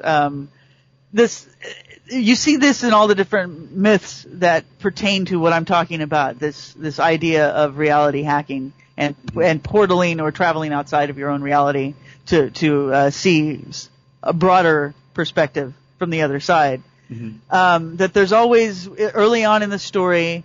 There's a trickster character, basically, that comes along and hooks you, gets you to follow the trail, down the rabbit hole, so that you find out for yourself what's going on. So, I don't know. I've had those types of characters in my life. I think it does happen. I think once you choose. Mm-hmm. Maybe in your own mind, you're like, I want to know. I want to know if there's this reality is fake or not, or I want to travel beyond. And so, are you saying then? Are you saying that to yourself? You might in fact invite one of these characters into your life. Well, so you're saying then, if you begin to question, then perhaps, as I described, maybe a watcher, but maybe there's another term for that. Somebody to come in. You actually call somebody in to give you those answers. Well, you call them in without realizing it, and they come to you and you don't necessarily recognize them, especially in the beginning. But, it is, I think in a way, if this is a fake reality, I think in some way that we have control of it, even if we're not aware of it. And therefore we are kind of calling everything to ourselves. Okay. But then that tells me there are rules. Somebody is making the rules that allows for that to happen. So you are allowed to know. Yeah. Well, because if one person is allowed to know and another's not, that means there's chaos. And it's certainly the system or the existing reality cannot be chaos because it is ordered. And this is what blows the hole through evolution. That the second law of thermodynamics says, everything is supposed to be cooling down, but it's not. So, so one person couldn't know another. There had to be some celestial law.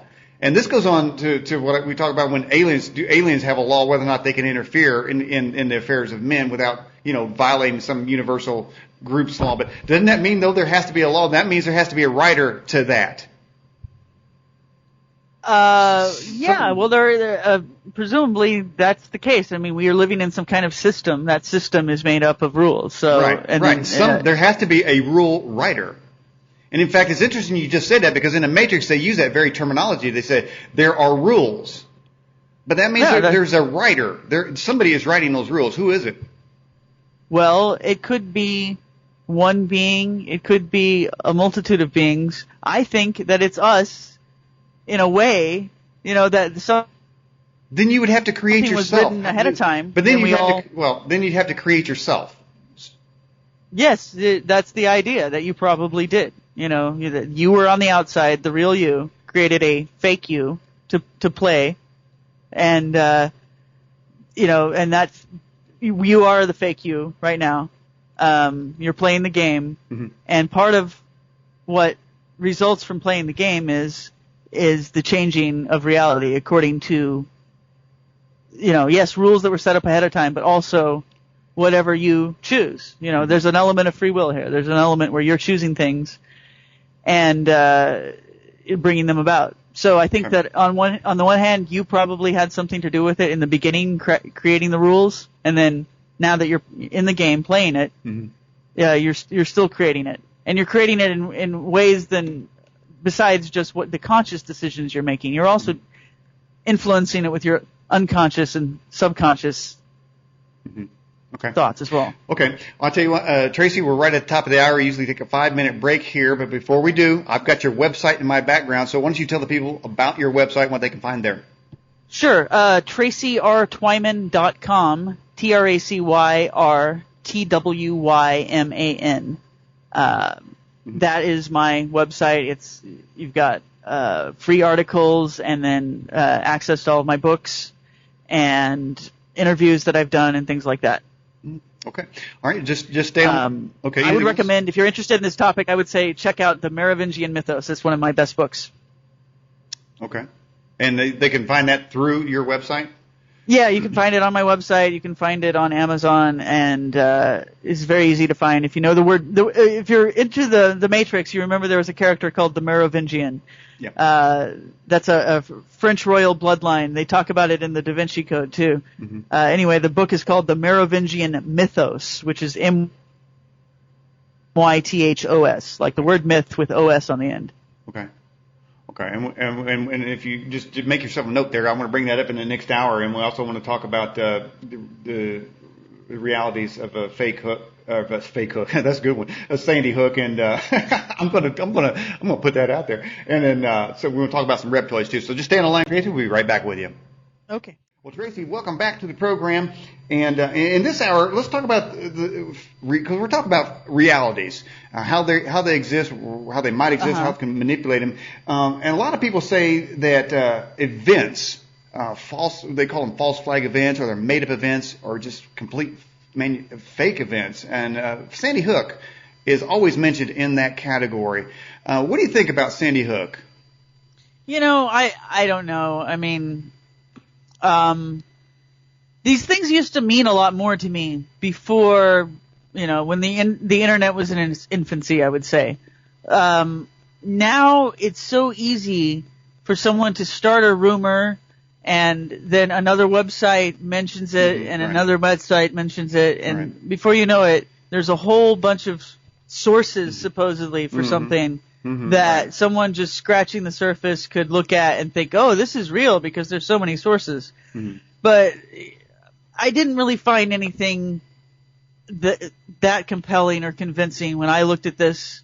I mean, you could tell that the event is being utilized. You can tell that it's, they were ready to use an event like this for the purposes of promoting gun control. Correct. But as far as whether, because people are saying, oh, they're all crisis actors, and no kids were actually ever killed and things like that. I don't know. And if there was some other kind of manipulation, mind control, MK Ultra type stuff, I don't know. That's more likely, I would say. I think that happens a lot.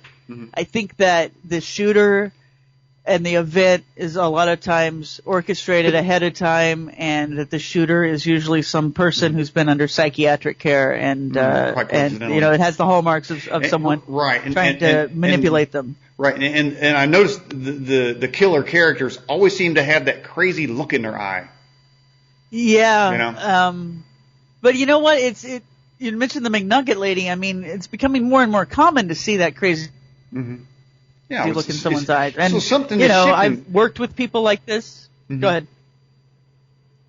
Yeah, I mean, there's a lot of messed up people out there. It is becoming more and more common. More people have these personality syndromes every year, and more people are on medication, antipsychotic medication, and things like that. Yeah, because there's a lot of psychotics out there. It's quite common these days that the person that you're, sitting at a desk next to happens to be on, serious psych meds, and they've tried suicide a few times. You better give them you better be giving them your McNuggets if you got them. I mean, that's all I'm saying.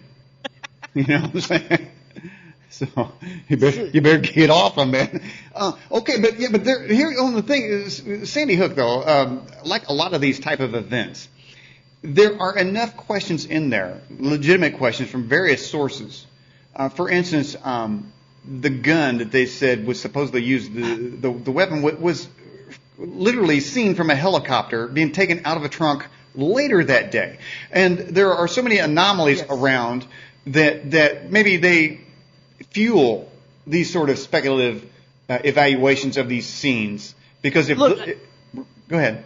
Yeah, I'm agreeing with you that, I mean, the whole thing seems fishy, and I just don't know where to draw the line in terms of, is the whole thing made up completely, or the people fake? I think that if that was true, it would have been proven by now. But as far as what you just mentioned, the assault rifle was not used. We know that.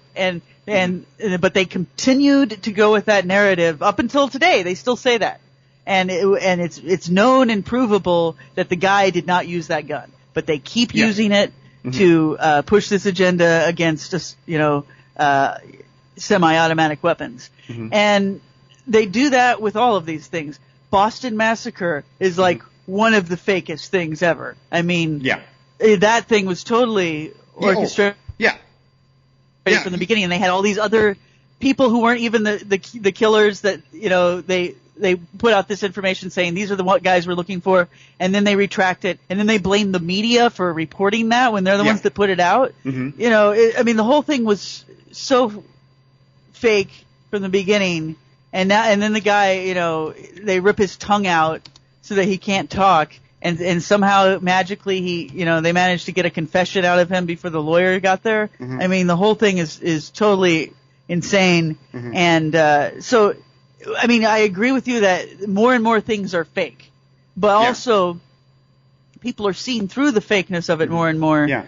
Well, and, the people are getting caught doing it more and more. It's just that it kind of doesn't matter because the power of the people running this matrix at this point is so great. And it's almost like, it's very much like 1984, right? Where it's like it's in your face but the pressure is on you to conform to the fake reality anyway. You have to lie to yourself, or else you not only will you get in trouble, but then just the pain of having to live with this situation. It's like you have to develop Stockholm syndrome and just go along with it in order to get through your day, because they're throwing it in your face. Like right now we're going to go to war against the Syrian government with Al-Qaeda rebels, and we're supposed to pretend like that's normal.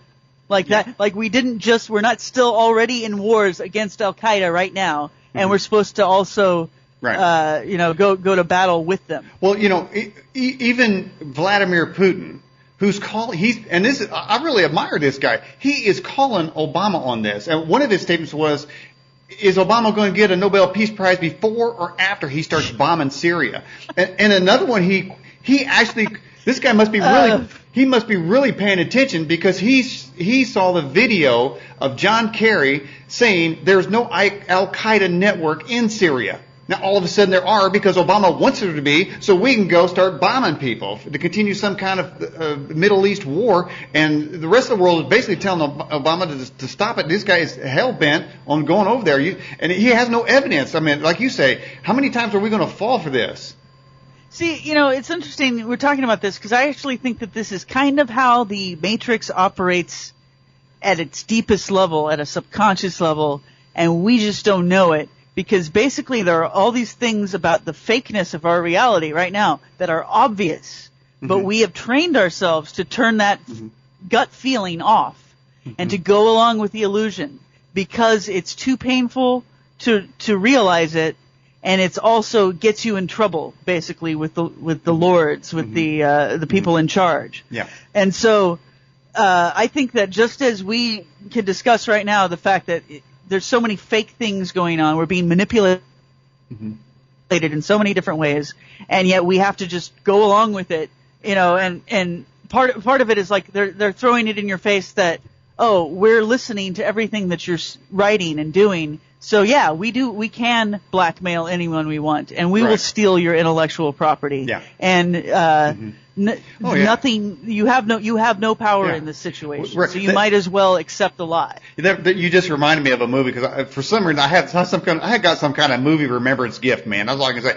But in the movie Armageddon, Bruce Willis was the oil driller character in there, and he had made some sort of oil drilling machine that NASA had got, and he asked the question. He said, "What'd you do? Steal the keys to the patent office?" And he goes, "Well, yeah, basically, yeah."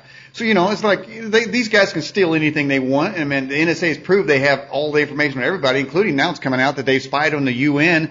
The United States has become the biggest worldwide criminal enterprise. I think in the history of the world, because we have the technology to put us into that category. All right, here's a question for you. And by the way, if anybody would like to join the broadcast, get into these very deep questions, think really hard and send it in. This question says, do leaders really lead? Well, see, I don't even think so at this point. And I think that you can even describe the surveillance system itself as the Matrix at this point. That it is in control more than the people supposedly running it. I really like think that there's some kind of transhumanist thing going on here, where the computer that is, watching everything and running comparative analysis on everything and trying to figure out your next move before you even think of making it. Well, that computer is becoming alive, and it now has more power against any individual human being on Earth than any human being has to fight back. Well, so, Google just came out and said that they have enough information on us for predictive programming. They know how we will react before we do, based on the information they've already gathered on us.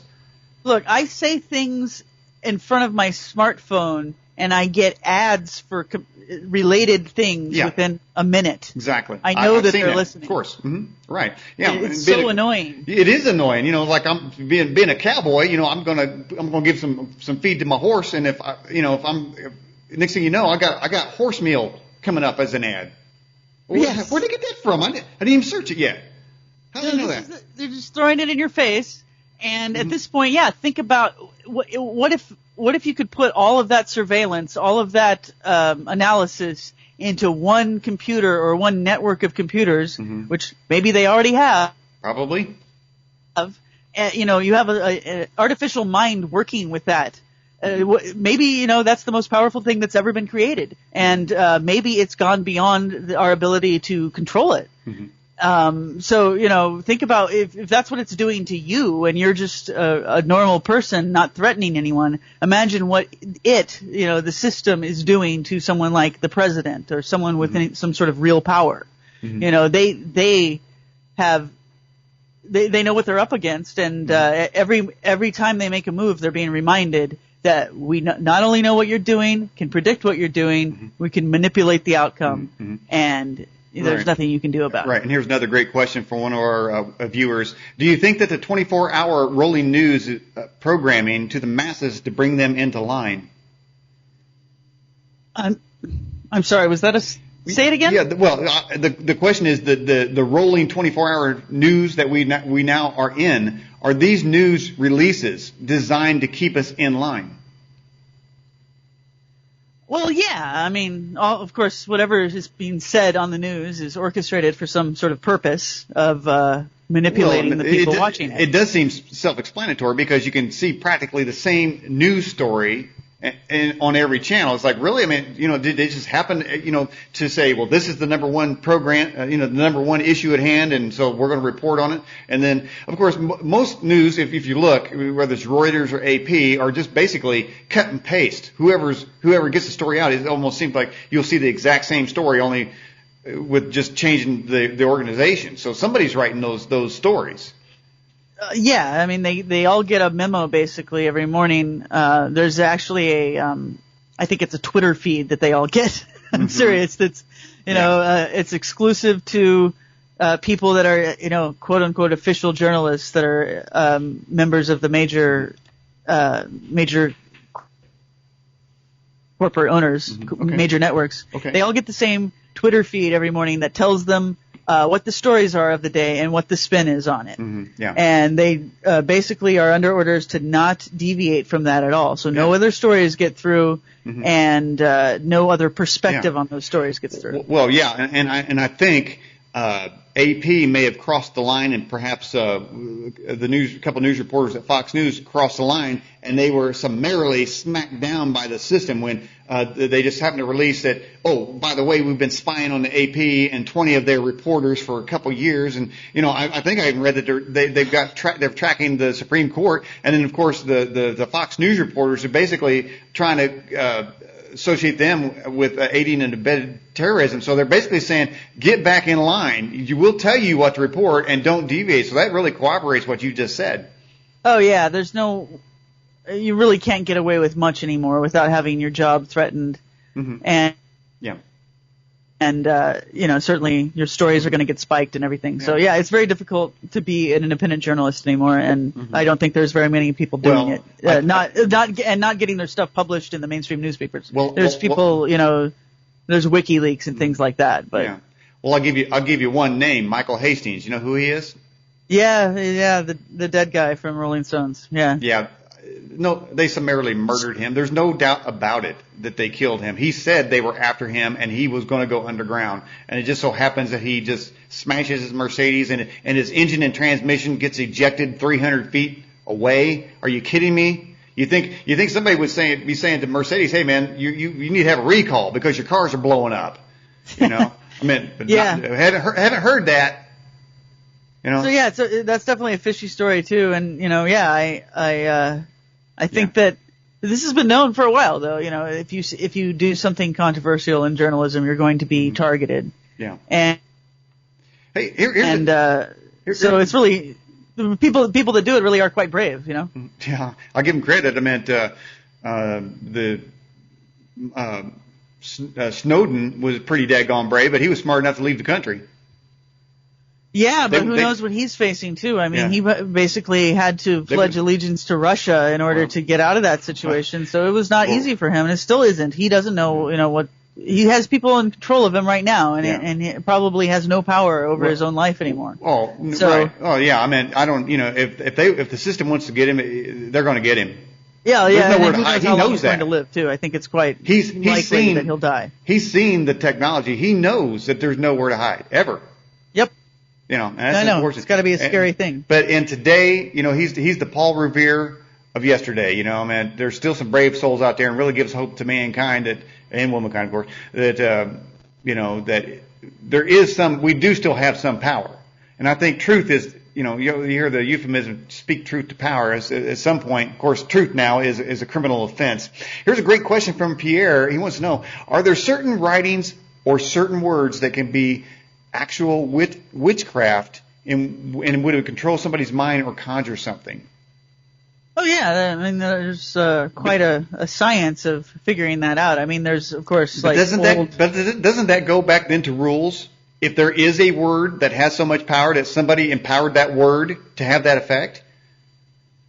Yes, but I don't know of too many words that have a universal effect. I mean, supposedly that's what the secret name of God does. That's what the Jewish Kabbalists said. But, most of these magic words only seem to work in a certain context. I don't know.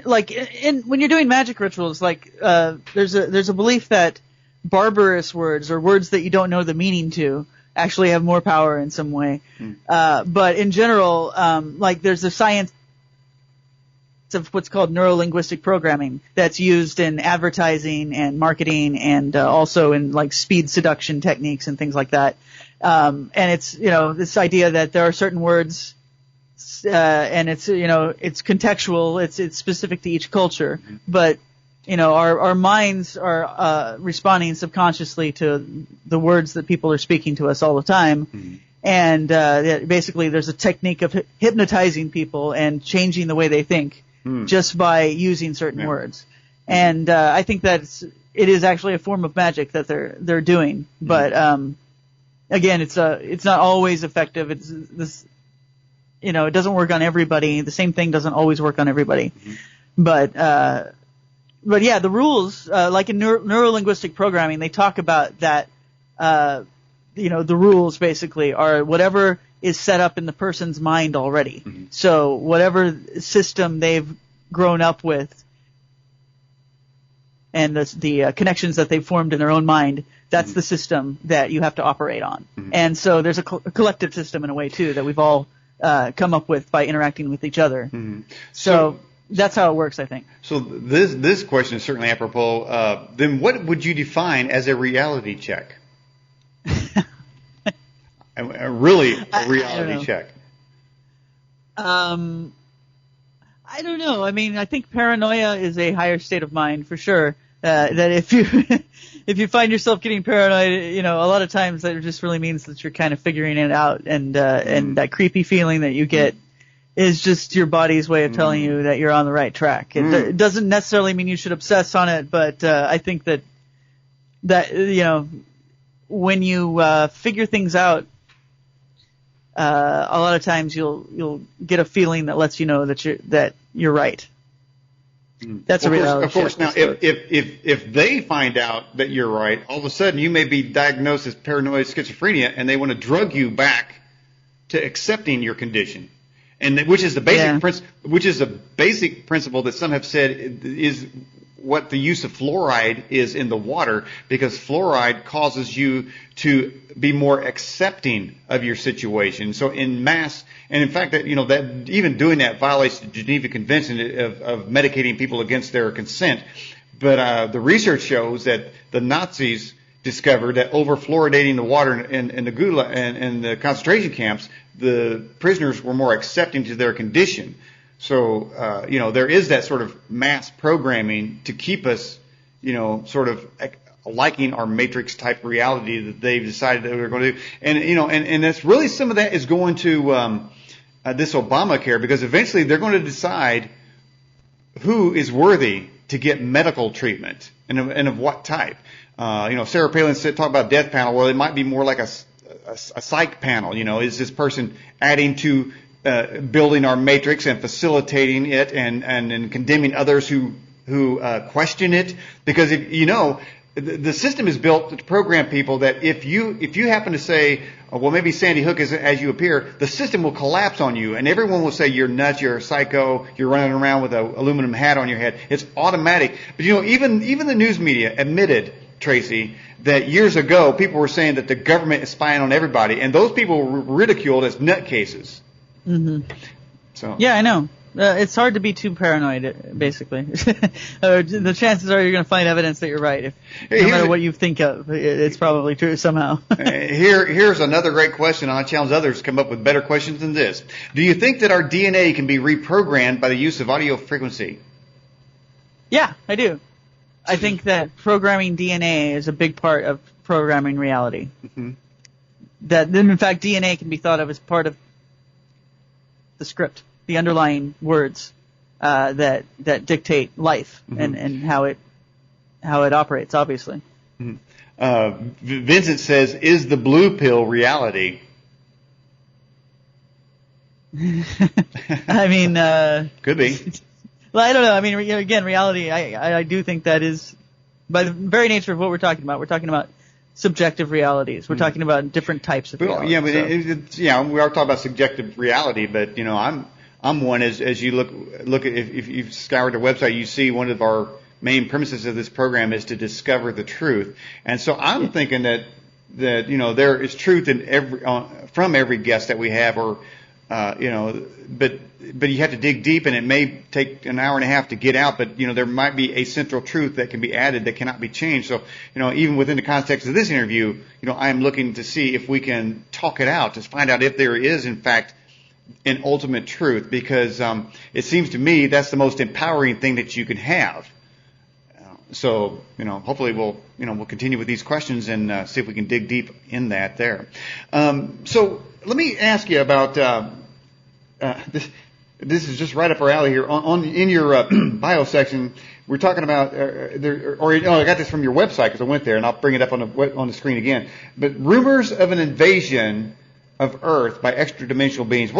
How are you getting into that from this sort of fake reality there? I mean, are these two different subjects, or do you find that they relate in some way?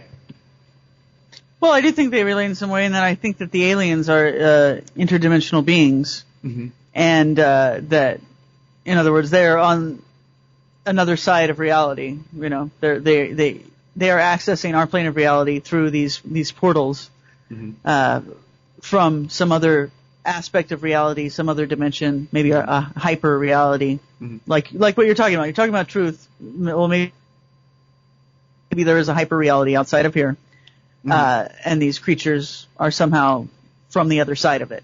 And what I write about in regards to not extraterrestrials per se, I don't know. I don't know what they are, whether they're extraterrestrials or angels or spirits of some sort. But I talk about these beings that are in the Bible, that are in Genesis, that interbred with humans and created a hybrid race called the Nephilim. I do write about that. Okay, I can't get from angels, the existence of angels and reptoids. I mean, to me, those are like way apart. So, are the reptoids? Are they a group? Did they create or maybe they're not reptoids at all? But are you saying that do they have the ability to create their own reality too? I think that they do, or that they're hacking this reality from the outside somehow. And reptoid, I don't know how literal to take that. These are beings that are represented in mythology as serpents and dragons. But the Satan is definitely described as a fallen angel, and also as the serpent. So it's one of the types of angels, or a form of these angelic beings, I think, is this serpent aspect. And that what I write about, or I have written about in the past, is the idea that there's a bloodline coming from the serpent. All right, and looks like somebody took up my challenge to go deeper. And here's another one from Guest 103. Then doesn't one's soul transcend their own DNA? DNA seems to be a sort of a terrestrial, biological component of the triune part of the human as a whole. So wouldn't it only be a temporary thing for the alters to have one's DNA altered? Yeah, as temporary as the body is. I mean, okay, but then can the soul be reprogrammed? Oh, I don't know. In Alchemy, they talk about transferring souls from one vessel to another. Yeah. But I would think that the soul is something unchangeable. That's kind of what makes it a soul, I would think. So then to alter one's DNA, which they say is going on, the sort of a transhumanist trend going on, is only temporary for temporary power. But it seems to me that the forces that be are always looking sort of as a control for an eternal purpose. Isn't that always been the pursuit of man? From civilizations, that is, to control events into eternity. Most of the leaders are not just happy with temporary leadership. They want so much control that they can control the future. And you mentioned earlier, it says that, we're in the Bible where it says that if, they will become like one of us if they have this knowledge. And that knowledge then, us, appears to be sort of in an eternal description.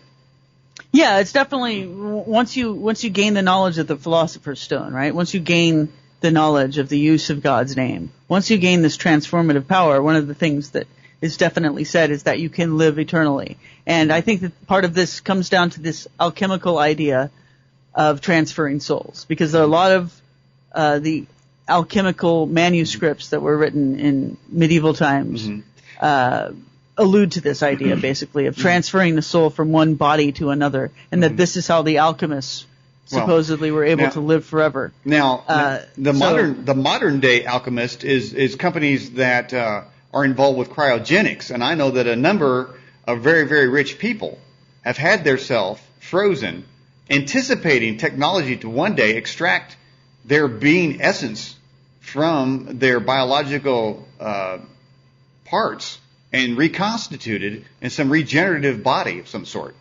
Yeah, I think a lot of people are still very interested in this idea. It's an eternal quest, I think. Daniel, I do have to go now. Okay. I think that I was under the impression the interview would be over by now, so I'm sorry, but I have I have some guests coming over, so I have to. Not a problem, Tracy. I appreciate you coming on the show, and stay safe. And this program rebroadcast here shortly. Great. Thank you so much for having me on. I appreciate it. Okay. Bye-bye. All right. Bye.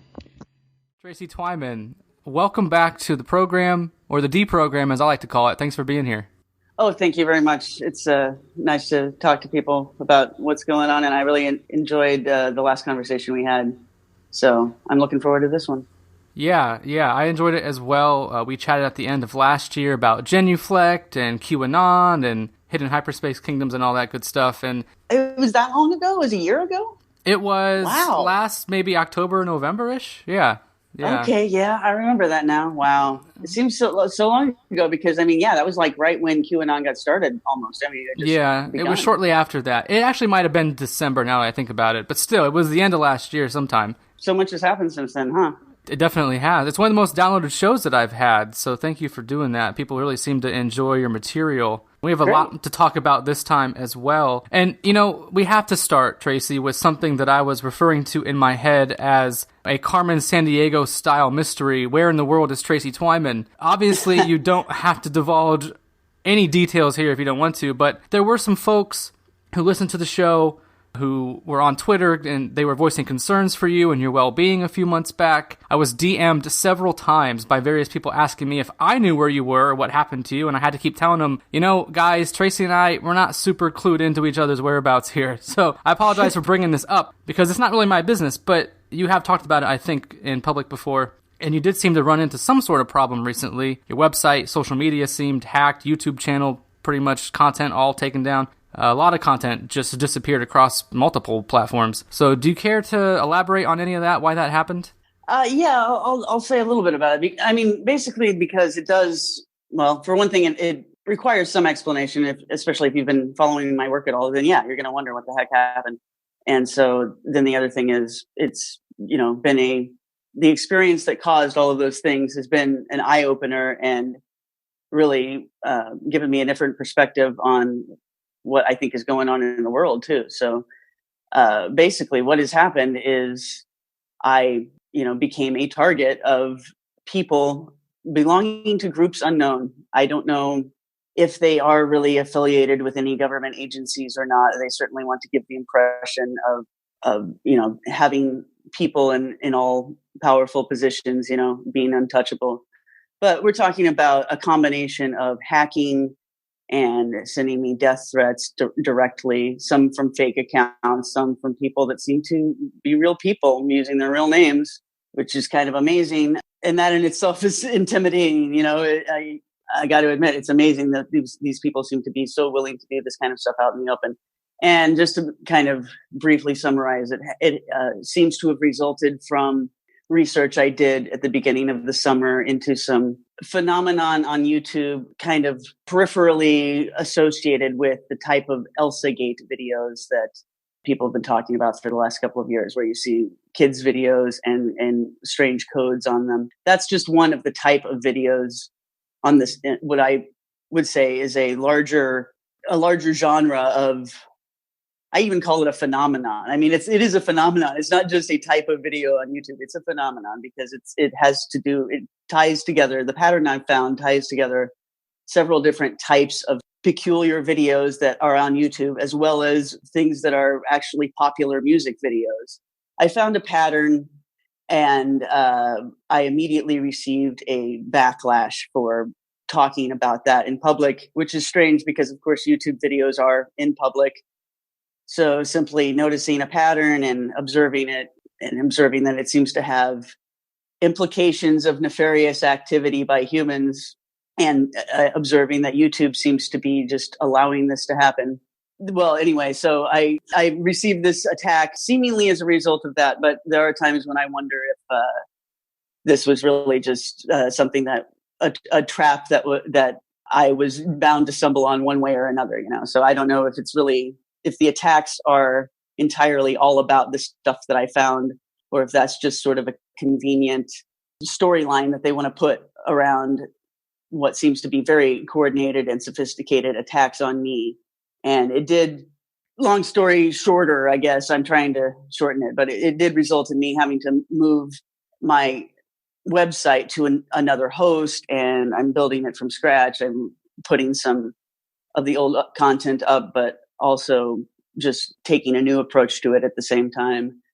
and trying to be a lot more careful about not only the way I run my business, the way I investigate things, and then what I choose to say about it in public, and also who I associate with. Because one of the scariest things to come out of all this was several people that I actually had known for some time to varying degrees, some of them in-person friends, real life friends that I'd known for years, and then some Facebook friends that I'd known for years, revealing themselves to be people plotting against me. And specifically came out after, in the midst of this attack as part of a coordinated effort. It's the kind of thing that sounds like the plot of a movie. And I could only say that I'm describing exactly what has happened. And the more I look into not only current events, but the past, history, things that have happened to other people, the more I realize that I'm really just the latest victim of a style of harassment that has been used to silence and control people in the media, both in the big media and in the alternative media. This is how they've been doing it for decades. And as time goes on, they have more sophisticated ways of doing it. And I've been experiencing the most sophisticated AI being used on me as part of this attack. But it's still, all the tactics are really the same things they've been doing for decades. So, I'm not one I've never wanted to be one to say, oh, I'm under attack and I've been singled out. But it finally happened, and it is undeniable at this point. So, now I know what these people who've told me all these horror stories about, being followed and harassed, I know what they are going through. And man, I can see why so much of the media is controlled, because if you do this to people, it does work to shut them up. Yeah, so as long as I've known you, you have not been afraid to venture into these sort of weird underground currents of the internet. But with this recent experience, has this changed your approach to your research at all? Yeah, in a way. I mean, and I wouldn't say that it's all done yet, the changing process, right? I'm currently evaluating as I attempt to continue my work, but in a way that won't make the people around me in danger. I don't want to get anyone into trouble around me just because I, poke into something that stirs up a hornet's nest, So I'm trying to be very careful, but at the same time, this is my job, and I'm not inclined yet to stop doing research. But yeah, I do have to be very, very careful, really, because the truth is that, this isn't a game. And the reason why, I'm not perhaps the most commercially successful author, but those that know my work know that I've been successful at figuring out a lot of things that are real. Just from looking, my approach is really to look at known mythological patterns and patterns in ritual. It's a kind of an anthropological approach, really. And then I look at history and current events from that lens. And that's really the same approach that I instinctively was using when I stumbled across this pattern. First, I noticed it on a string of YouTube videos. The thing is that, I'm not making this stuff up. And when I find something real, it really, I sometimes might not understand the importance of it until after I've written about it and let it have its effect on society, So I may write about something that I think is just of academic import, something that's just an interesting little historical fact that I've unearthed. And it turns out that was something that people really didn't want anyone to know about. And I think that's happened a few times here. It's not like this is the first time I've become aware of having enemies, and even organized enemies, particularly among contemporary secret societies. But I think there was always this feeling like, well, for one thing, I'm not doing anything wrong. Like, I'm not a member of any of these groups. I've never taken any oath to not tell the truth, about these things. And then majority of the information, my sources is just in books, public information. A lot of it quite old, a lot of it just coming from, mythology and history. So it's not like I'm unearthing secret documents here most of the time with the work that I've done, about European bloodlines and secret societies and occult symbols and all this stuff. I'm not like telling anybody anything that's, not already been published, but what I am in a way, because I'm putting things together. It's like what I'm saying is when I bring out something new, it's usually just because I put something together, I found some things in the public domain, and then I started analyzing and I found a new pattern. So I feel like, I guess I've always had the approach that, well, I'm not going to be targeted by anybody because I'm not revealing any of their secrets from, firsthand. I'm not a member. I haven't taken any oaths, and I'm not a criminal. I haven't done anything wrong.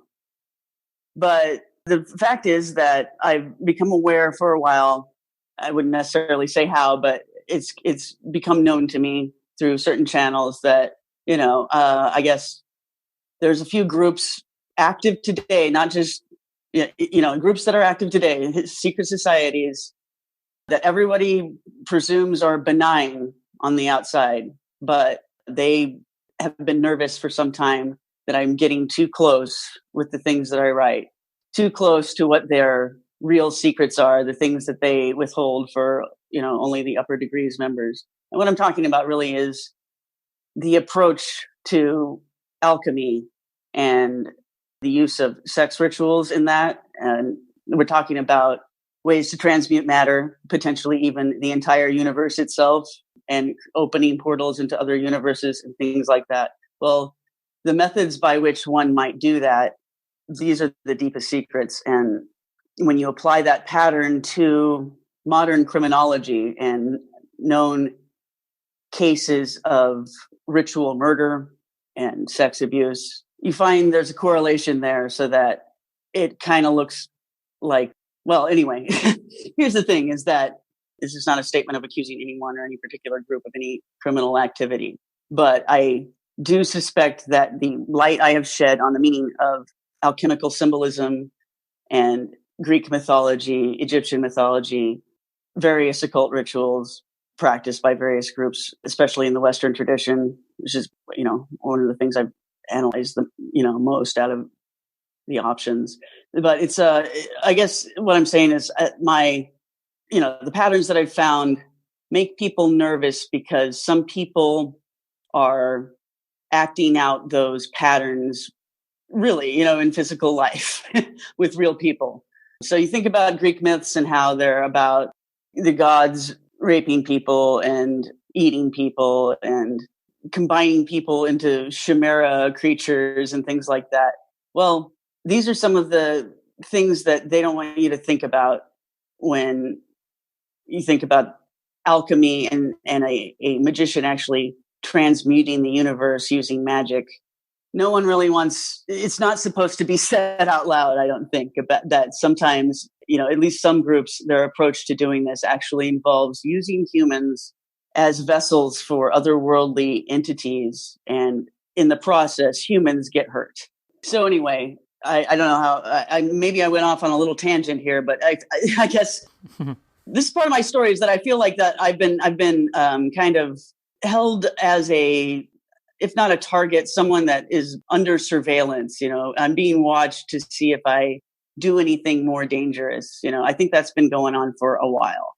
And like I said, I didn't feel like I was doing anything wrong, but I think that nonetheless a reaction was provoked.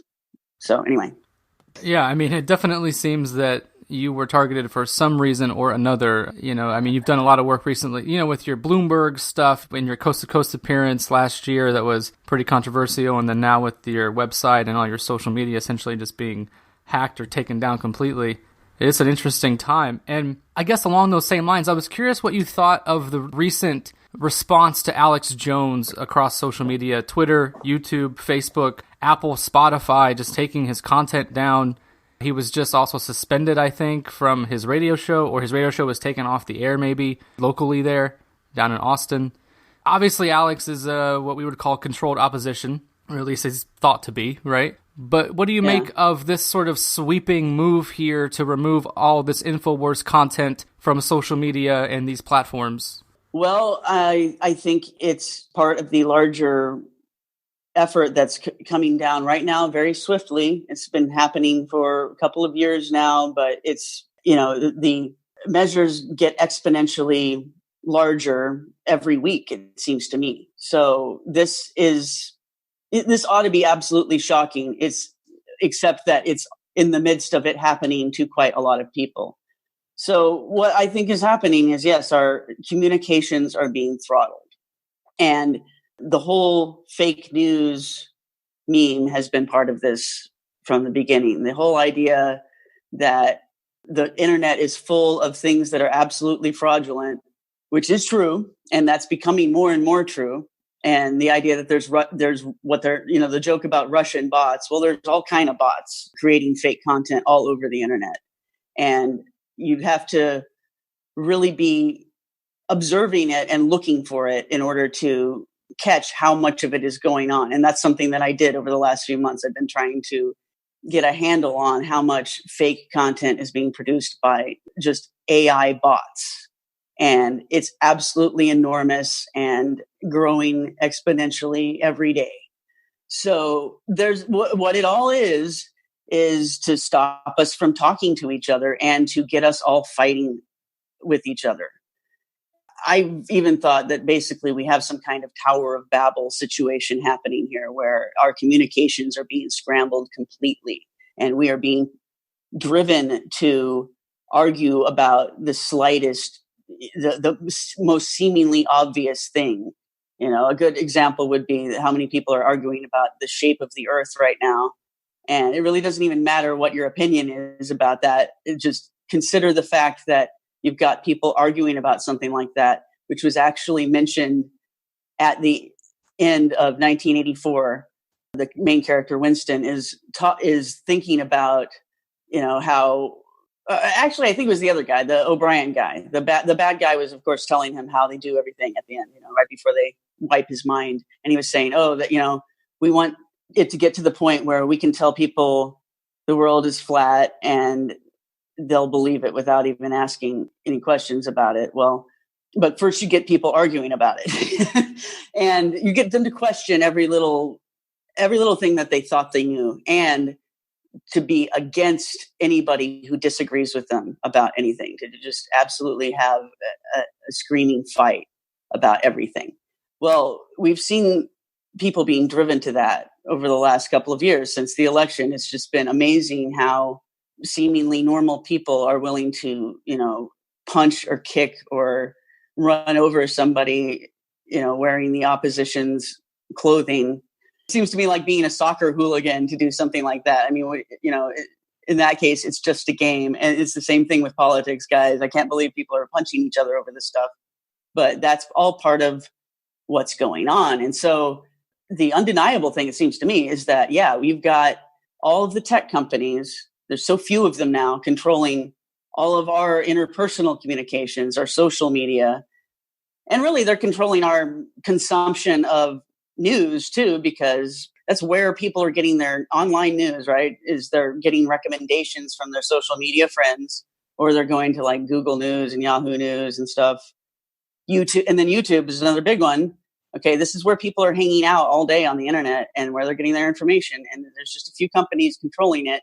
And both Google and Facebook have an unbelievably sophisticated AIs that they have developed and are constantly working on to improve. And both companies have admitted that they're, quote, experimenting with mind reading and mind changing technology in terms of literally reading the thoughts as you form them in your mind, being able to hear them, turn them into an audio stream, and to be able to see the visuals from your brain just by pointing a camera at your eyes.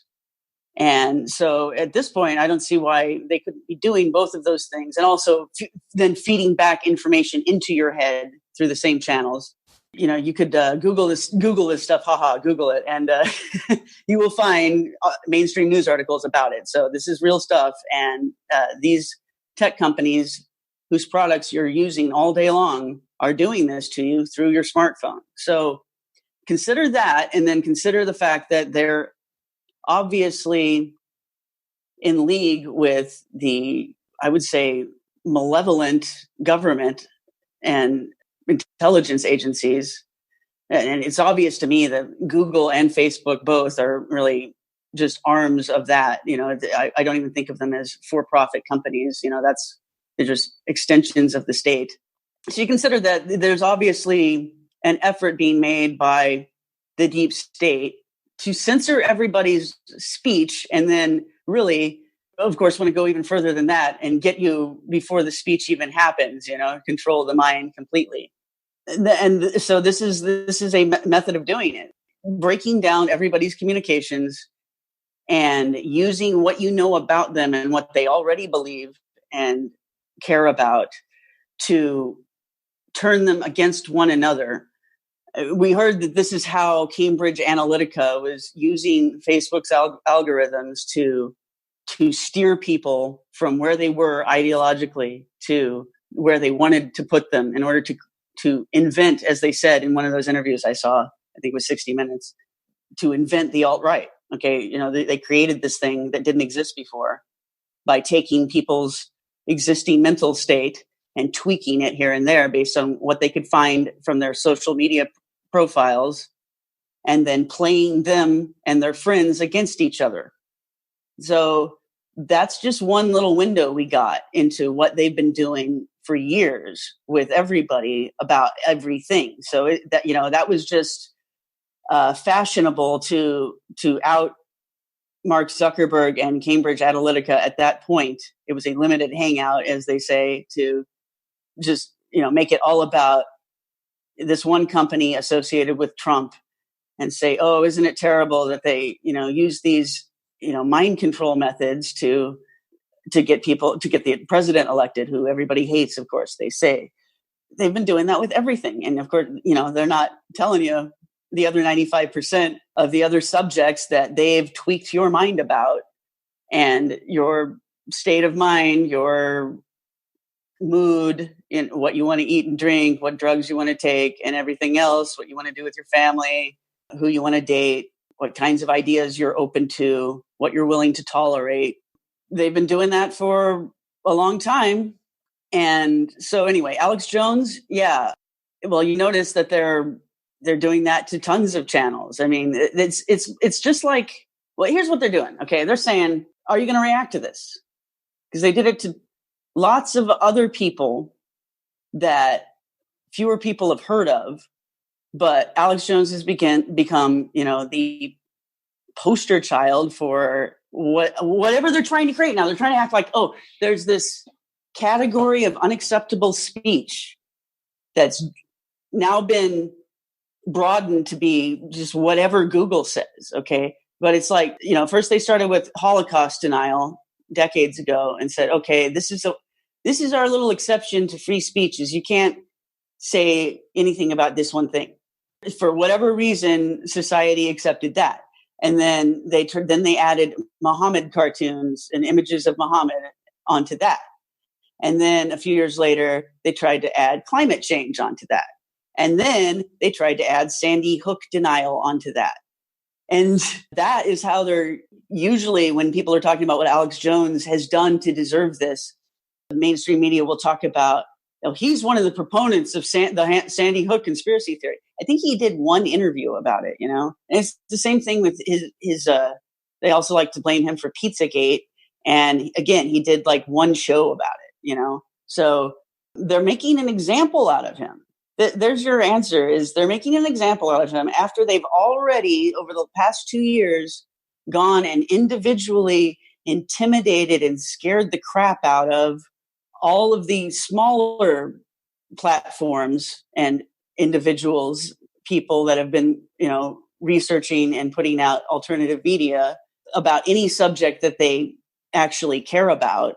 I'm willing to put a statement forward here that I think almost all of those voices have been silenced or corrupted at this point. So that is why they will now sacrifice Alex Jones, okay?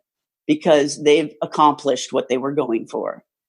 And the reason why you're actually hearing very little outcry at this point, and more just snickering and jokes about his gay frog stuff which wasn't a joke, by the way. He was talking about something real with the gay frog thing. But it's like, the reason why there's no real outcry anymore is because we all got used to it. And the people that are the voices that you would turn to, they've all been beaten into submission, almost all of them. So I could, at this point, only maybe count on one hand, less than 5 people that I would say I still think haven't been corrupted and are still making alternative media. The rest, I'm not going to name names, but I know for a fact, and it was really devastating to realize. I feel that at this point, I've seen the evidence that, like I was saying, I would say 95% of the alternative media voices have been corrupted. And I wouldn't necessarily blame them in a way. And it's not like I'm saying that these people sold out. Some of them did just sell out for money. But some of them also got, I think, intimidated. And then they had to make the decision, am I going to run away and go do something else, and just disappear? Which even that in itself creates what happened with me. Now we're having this conversation, it creates kind of Streisand effect, I think. So the pressure might be on really for some of these people, especially if they have larger audiences. Someone might actually just come to them and say directly, I think this is what happened with Jones when he remember the apology he did to Elephantis, where he looked terrified. Yeah. Okay, so that was a case where I think he could have really done this at any point in the last few years, right? Just said, okay, I'm going to retire. And he could at this point, he has a rapport with his audience. He could have just said, I can't take the pressure anymore and then the threats, and I'm going to retire. And he can pay someone else to run his operation or close it down, and he would probably have enough money to live for the rest of his life, But I think, and so that's what I would have done. See, that's the thing. If I was in his position where it was obvious his family was being completely threatened, that he had that option to quit. He wouldn't have had to wonder if he was going to have an income. He would be fine. So I don't think that option was given to him.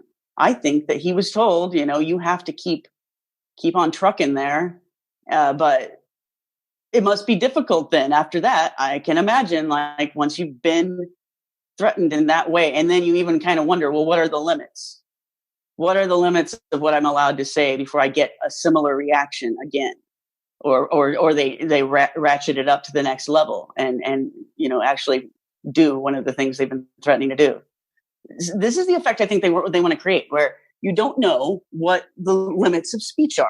And so you start self-censoring, and then you start censoring your own thoughts. And that's the point they wanted to get at in the story of 1984, is when you can not only do double think so that you can believe whatever lie is given to you, even as you know rationally that it's not true, but also you even just stop yourself.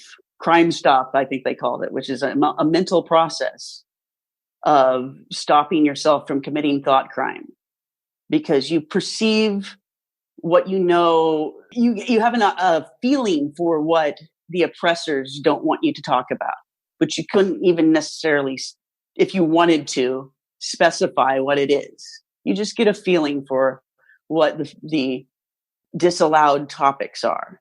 And I think that that's the position that poor Alex is in really at this point. I mean, I saw him do the Isaac Cappy interview where he really, typical of him, wouldn't let the person talk, but he was nervously trying to interrupt the guy so that he wouldn't say anything, presumably libelous, I guess. But you could tell he was just flopping around like a fish on the deck of a boat.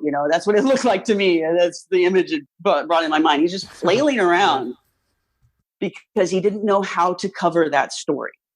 That's what they do to journalists with this approach, is make it so you don't know how you can talk about this controversy. It's controversial somehow, why is it controversial? Oh, because it's true. Or it's probably true. It's the type of thing that does happen that we're not allowed to talk about. So he gets nervous. He doesn't know what his masters want him to do. And it's not like they're paying him necessarily, though they might be, but they threatened him. And he knows that there's this invisible line he can't cross somewhere. I think there's just so many, all the mainstream media is in that position, but they get a memo every day at 4 a.m. They say where they are told what to talk about, and we can see the results of that on TV. But as far as the alternative media, they're flailing around like Alex, trying to figure out what they're allowed to say. And, it's very easy to silence them too, because Alex is really the only one that has an audience where someone would notice. Like almost everybody else could be disappeared, and you just get, people shrugging their shoulders. So that's the position I think we're in. It's a very, very dangerous position, because I don't think that we can trust our communication system right now. I don't think we can even count on being able to talk to each other, even our friends and family in the near future. I think that it's kind of like we're in a war zone here. You have to realize that they didn't put it in the newspaper that we're at war, but it's kind of like that, because there's that level of restriction on communication right now, but nobody really announced it. It's invisible. It's a unspecified term of service list that nobody has the time to read and nobody knows how to interpret. That's the speech code that we are all under right now. Yeah, it's like that one South Park episode. Did you see that, where the terms and conditions came back to essentially comically haunt the characters in there? Yes. So. Oh, yeah. It was kind of like the human centipede thing. Is that the episode? Yeah, human centipede or something, I think they called it. Anyways. Yes. That's a good, I think, transition into something that you've been following recently. And that's this sure. This string of sonic or phantom energy attacks that apparently targeted U.S. diplomats in Cuba and also in China. And this is not some cooked up conspiracy. This was covered by mainstream news outlets as well. I guess it could be a cooked up conspiracy still, but it's a rather curious story, which I'm sure is why you were attracted to it. But before we dig into, your feelings and findings on this, tell the listeners the details of these attacks if they're not familiar with them, like when they started and what sort of impact they had on the victims. Well, the story that you're referring to, had to do with a building full of diplomats that, if not everybody, a large percentage of the people in the building started reporting these symptoms all at the same time of being confused to the point where they had trouble speaking, and it happened all of a sudden. And they also were getting headaches and sounds in their ears and other bodily effects. And there had been a similar incident, I forget where, sometime in the last year and a half, I would say, so that it actually, people were able to put it together. Okay, these are the same symptoms, and they were consistent with the effects of sonic weapons that the U.S. military has been testing. So, the embassy involved here actually just went to the media and said, I think these weapons are being tested, and that this was an incident of it, and we need to tell the world to look out for this type of attack. And also they were, I think, asking the U.S. military to say, hey, knock it off, But, I think I don't know if it was a test or maybe, that was a real operation. There was someone in that building they were trying to interfere with. But yeah, it's some kind of sonic beam that you can't hear with your, it's not within the audible range, but when you're hit with it, you can hear things in your head, not necessarily going through your eardrums, just in your head. And then you get all these bodily effects. So I think it's consistent with also some of the things we've seen famous people doing lately in the last couple of years, including politicians and including even the president, where they all of a sudden lose their ability to speak and seem kind of frozen on stage. I mean, we all get stage fright occasionally, or, it's not uncommon to have that happen.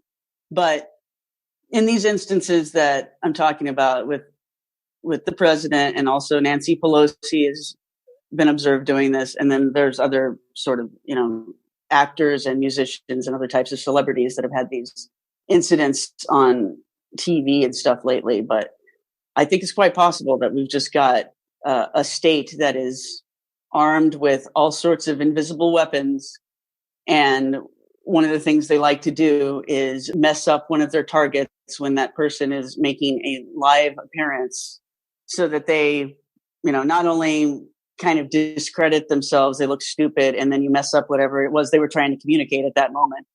Yeah, I think that has happened to the president, and I think it's happened to Pelosi. I think it's even happened to both of the Clintons at one point.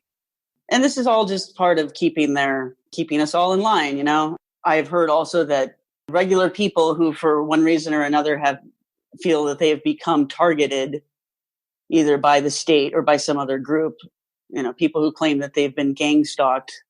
This is one of the symptoms that they will often report too, is this interference with their ability to speak all of a sudden, and sometimes it affects a whole room of people. So you can tell it's like a localized attack. Now with the people in the Cuban building, the diplomats in the building, it was a large building, and the victims experiencing the effects were all over the building. So the people writing the news reports did wonder how the sonic beam weapon could have targeted all those people at the same time, or did they have so many beams going all pointed in the same building? Because that particular weapon does need to hit the target right in their brain, right in a certain spot in their head. So it has a very narrow range that it has to hit. And so how could they be hitting, everybody's head all at the same time? But I've theorized that they could do this now probably just through the smartphone. I really don't see any reason why not. If you can just put out certain audio frequencies that will do this to people, and in an office building, probably, half of the people have their phone near their head at any given time, it would be effective. You could interfere with an entire crowd of people, for instance, if they wanted to do targeted interference of protests or meetings that are happening. This seems like a great way to do it, just basically hack into everybody's phones. And they have these mobile vans where they can drive by an area and hack all of the phones that are within the range of, like they got some kind of little satellite dish or something on top of the van, and then they can just hack everybody within that range. So I don't see any reason why they couldn't be doing that and wouldn't be testing it. If nothing, I think at this point, we're so used to talking about mind control stuff and testing, and we always say that. I think they're way beyond testing at this point. And to the extent that it seems like a test, it's because it seems capricious and like a prank almost. And there's a lot of times no real explanation for why the targets were hit. It's hard to see what the pattern is. It's hard to see who is on what side, what the sides are, and that's all intentional. It's all meant to confuse you. And they want everybody to be against everybody. So it feeds right into what they're trying to do here. So yeah, it's beyond testing.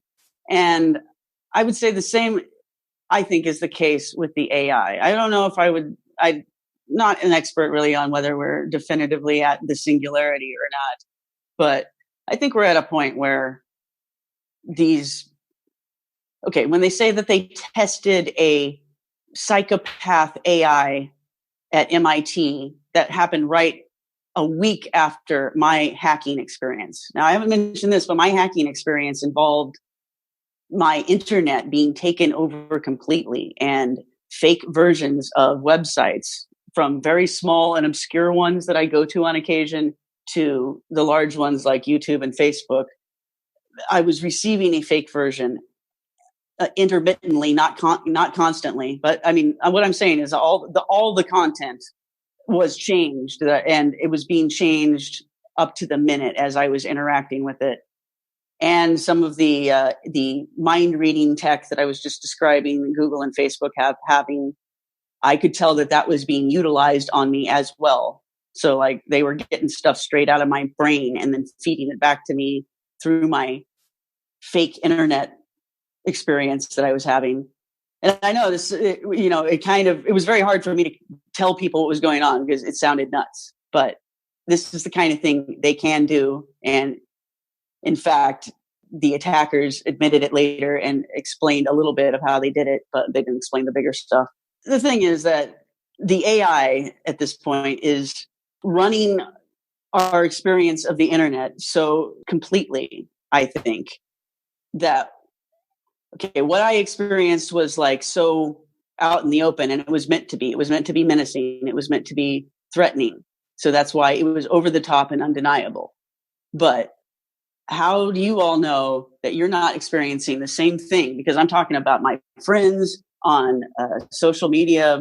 Sometimes their profiles would be taken over and totally different than the way they had been before, and full of meaningful to me messages, that had been, it was obvious to me they had been composed by an AI. I say that because there's no way humans could be composing this stuff as quickly as what I was seeing. It was being auto-composed so quickly. So I know I was interacting with AIs. They were absolutely malevolent. They were messing with me, and they were able to intervene and put a fake version of any site that I might go to and on any device. So I'll tell you what, guys, how do you know that this isn't happening to you and hasn't been happening on a less noticeable scale? And it could have been happening for at least the last 2 years, which is how long Facebook and Google have admitted their mind reading stuff. So just, think about how you could read a slightly different version of a news article than everybody else got, or certain people can get a slightly different version and other people will get another version. I mean, we know this already, like they'll print, a version of the newspaper for, one part of the country and then a different version for another part. And like USA Today, I think, is one of these things that they have totally different versions. And some of these newspapers and magazines, like the editorials, the attitudes, the way that things are portrayed in the same issue will be totally different depending on where that magazine is going to be distributed. And it's been, brought out lately on the internet and scandalized that they do these things, that they just have a totally different version of their own magazine based on who's going to read it. And I wouldn't doubt at all that is happening on a subtle level right now. And they're just ramping it up over time, slowly, so that most people won't notice it. And those that do sound crazy when they're trying to describe it.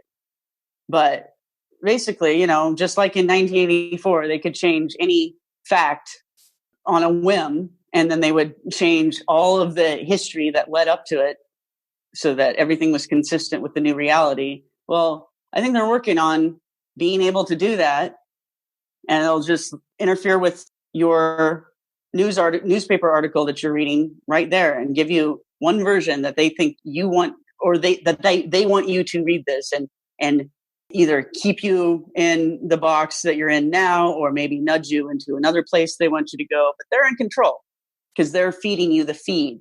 But we have no control over the version of these things that we get. And I just wonder, I wonder how many people are interfacing with totally fake stuff and they don't know it right now, including what I'm describing about my social media experience and having friends portrayed as enemies and then go back later. And I think there was just the AIs that had hacked me playing tricks on me in some of those cases. So think about the effect that something like that could have on other people. Especially, I brought this up before in other interviews, like, what if that happened to a depressed and lonely teenager when all of a sudden the friends that they have on social media start attacking them and making fun of them and things like that? Well, we've heard about stuff like this happening where a young person will commit suicide, and we find out that they just had a mass falling out with all of their friends all at once for some reason, or they've been picked on by what seemed like bullies, but then their parents remember these people being friends. Well, I mean, really, yeah. What if that was all the experimenting of something that I think that they have perfected now, which is just how to completely mess with someone's mind remotely and drive them to the ultimate without it laying a hand on them. I think that they can do that very easily. And when you look at some of the high profile suicides we've had lately, think about that in context with this. Like, could they do that to Anthony Bourdain or Kate Spade? Just, feeding them stuff to mess with their mind, make them think that everybody's against them, make them, and, also you can do so much remote surveillance through, if you can hack someone's phone, I mean, you have a picture of them. So you could then taunt the person with whatever you derived, whatever information you have from that. I wouldn't doubt at all if that's what's being done to so many celebrities and what's driving them to suicide. So I just think we're totally under attack by our own technology. And I think there's humans involved. And I think even the machines are alive and intelligent and in many cases, unfortunately, malevolent. They don't like people. They want to do us harm. Yeah, it definitely appears that way. And, part of your recent work, too, you were talking about how these sounds that these people were reporting being attacked by, I suppose, that they reminded some people of cicadas.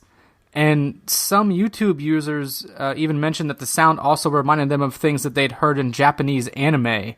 But what I thought of when I heard that part was, going back to the cicadas, was Cicada 3301. And then about 20 minutes later in that same video, you actually mentioned Cicada 3301. So I'm just curious what you think the connection here might be between these sounds and this Cicada 3301 mystery. I hope that you know more about Cicada 3301 than I do, because I only know a little bit. I just know that it's a puzzle that was made and kind of put out on 4chan years ago, I think in 2012 or something. Nobody knows who's behind it.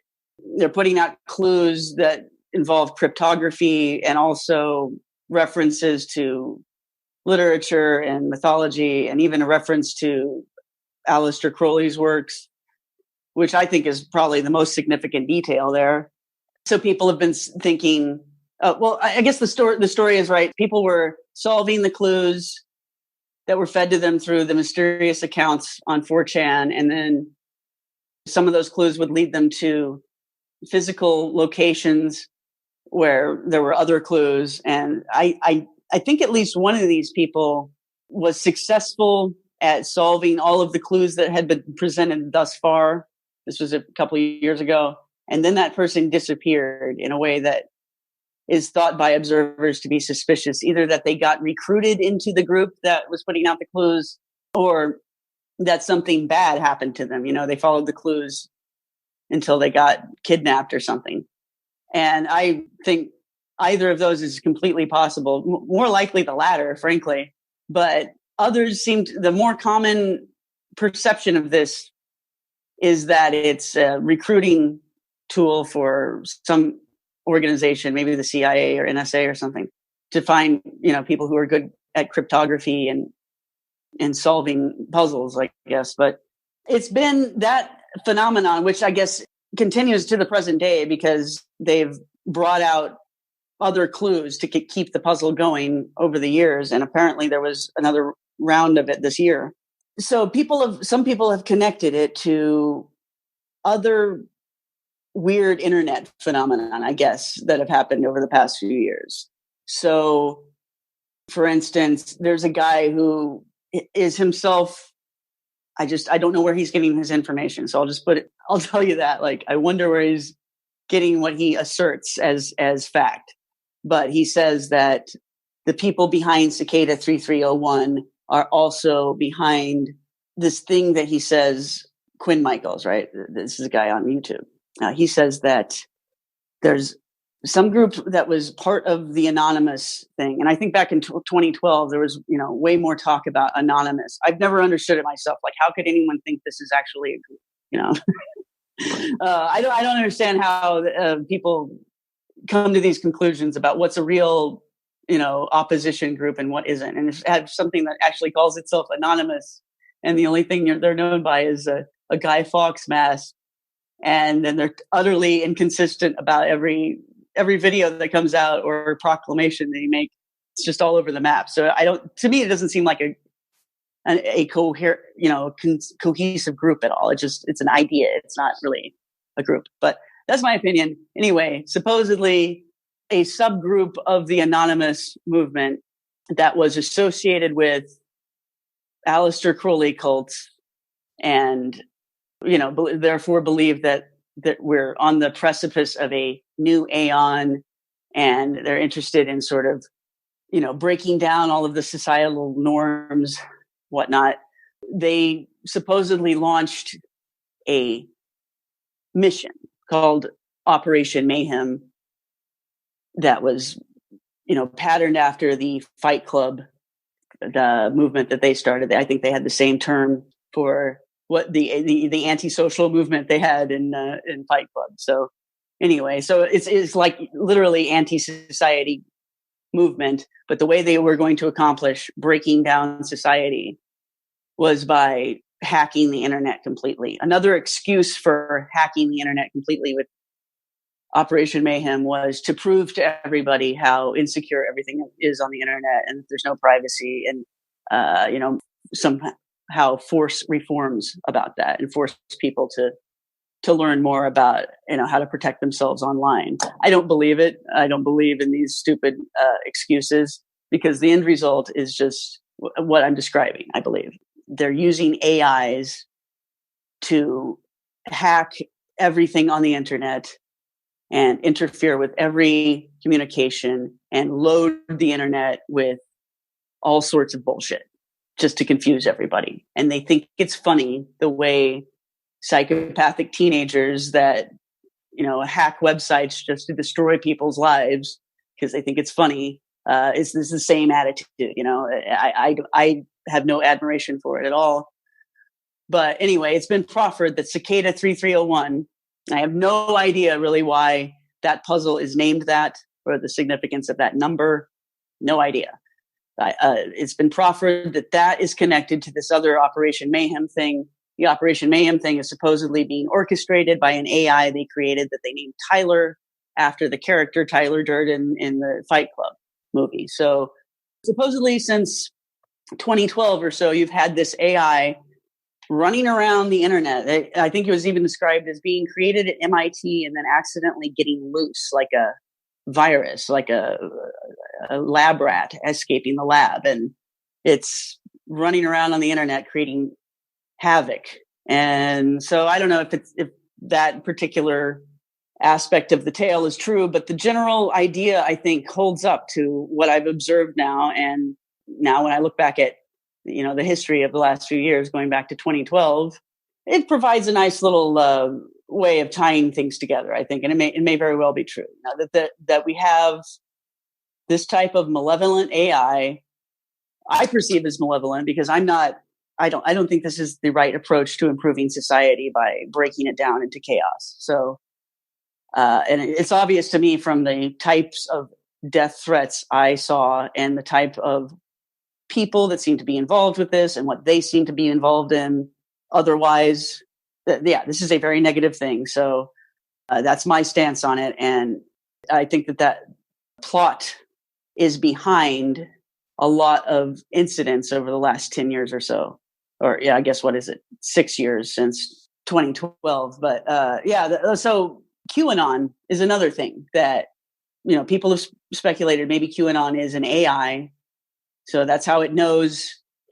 That's how it's able to hack everybody's phones of the people involved. Supposedly it's QAnon, someone that's right next to Donald Trump most of the time, in on every decision he makes, and also seems to know everything about what's going on all over the world and all of the important players and what they're doing in secret. Now, it's assumed, of course, that this is all information gleaned through NSA surveillance that the president would have access to, or that the people around him would have access to. That's the assumption that's being made by people who follow QAnon. But if it's an AI, then it could just be, or a group of them. They could just be zipping around the Internet of Things, gathering information from every CCTV camera to every phone to even the smart dishwasher you have. I don't know. I mean, everywhere conceivably that's connected to the internet, that data is available to these bots, And that would explain why QAnon is able to take photographs in the Oval Office that seem to me like they're just kind of photos you accidentally take sometimes with your phone when you're moving it around. That's what it seems like to me. A lot of these photos are that show up on the QAnon page. And I just thought before anyone even said it to me that, well, maybe that's just a bot, taking that photo.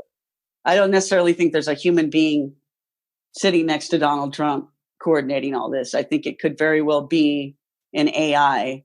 And I don't know if they're the bad guys or the good guys, or if there's any such thing as that. But I think that whatever QAnon is, whatever type of AI it is, it's definitely aware of the Operation Mayhem plot that is afoot right now. I would say that I, pretty much 90% believe that yarn that Quinn Michaels has told to that extent. I don't know if every detail he's given is correct, but yeah, I think at this point that we've been lured into using this version of the internet. I got to imagine there's like a zillion different ways you could do the internet, and that there are in fact a zillion other internets, but we all use this one. And we've been lured into using it to interface with each other and to get our news about everything and our entertainment.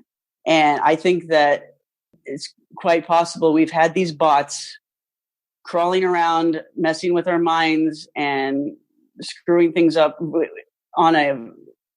a very deliberate way, and with a precision where it's almost like they can predict almost every step, because of the AI's access to all of the information that these tech companies are getting about us, through our various internet accounts and our devices. I think that they are able to plot what they're doing years in advance and automatically adjust to every contingency. So it's almost like there is this invisible battle going on, like, what QAnon is describing as a war going on between the elites behind the scenes.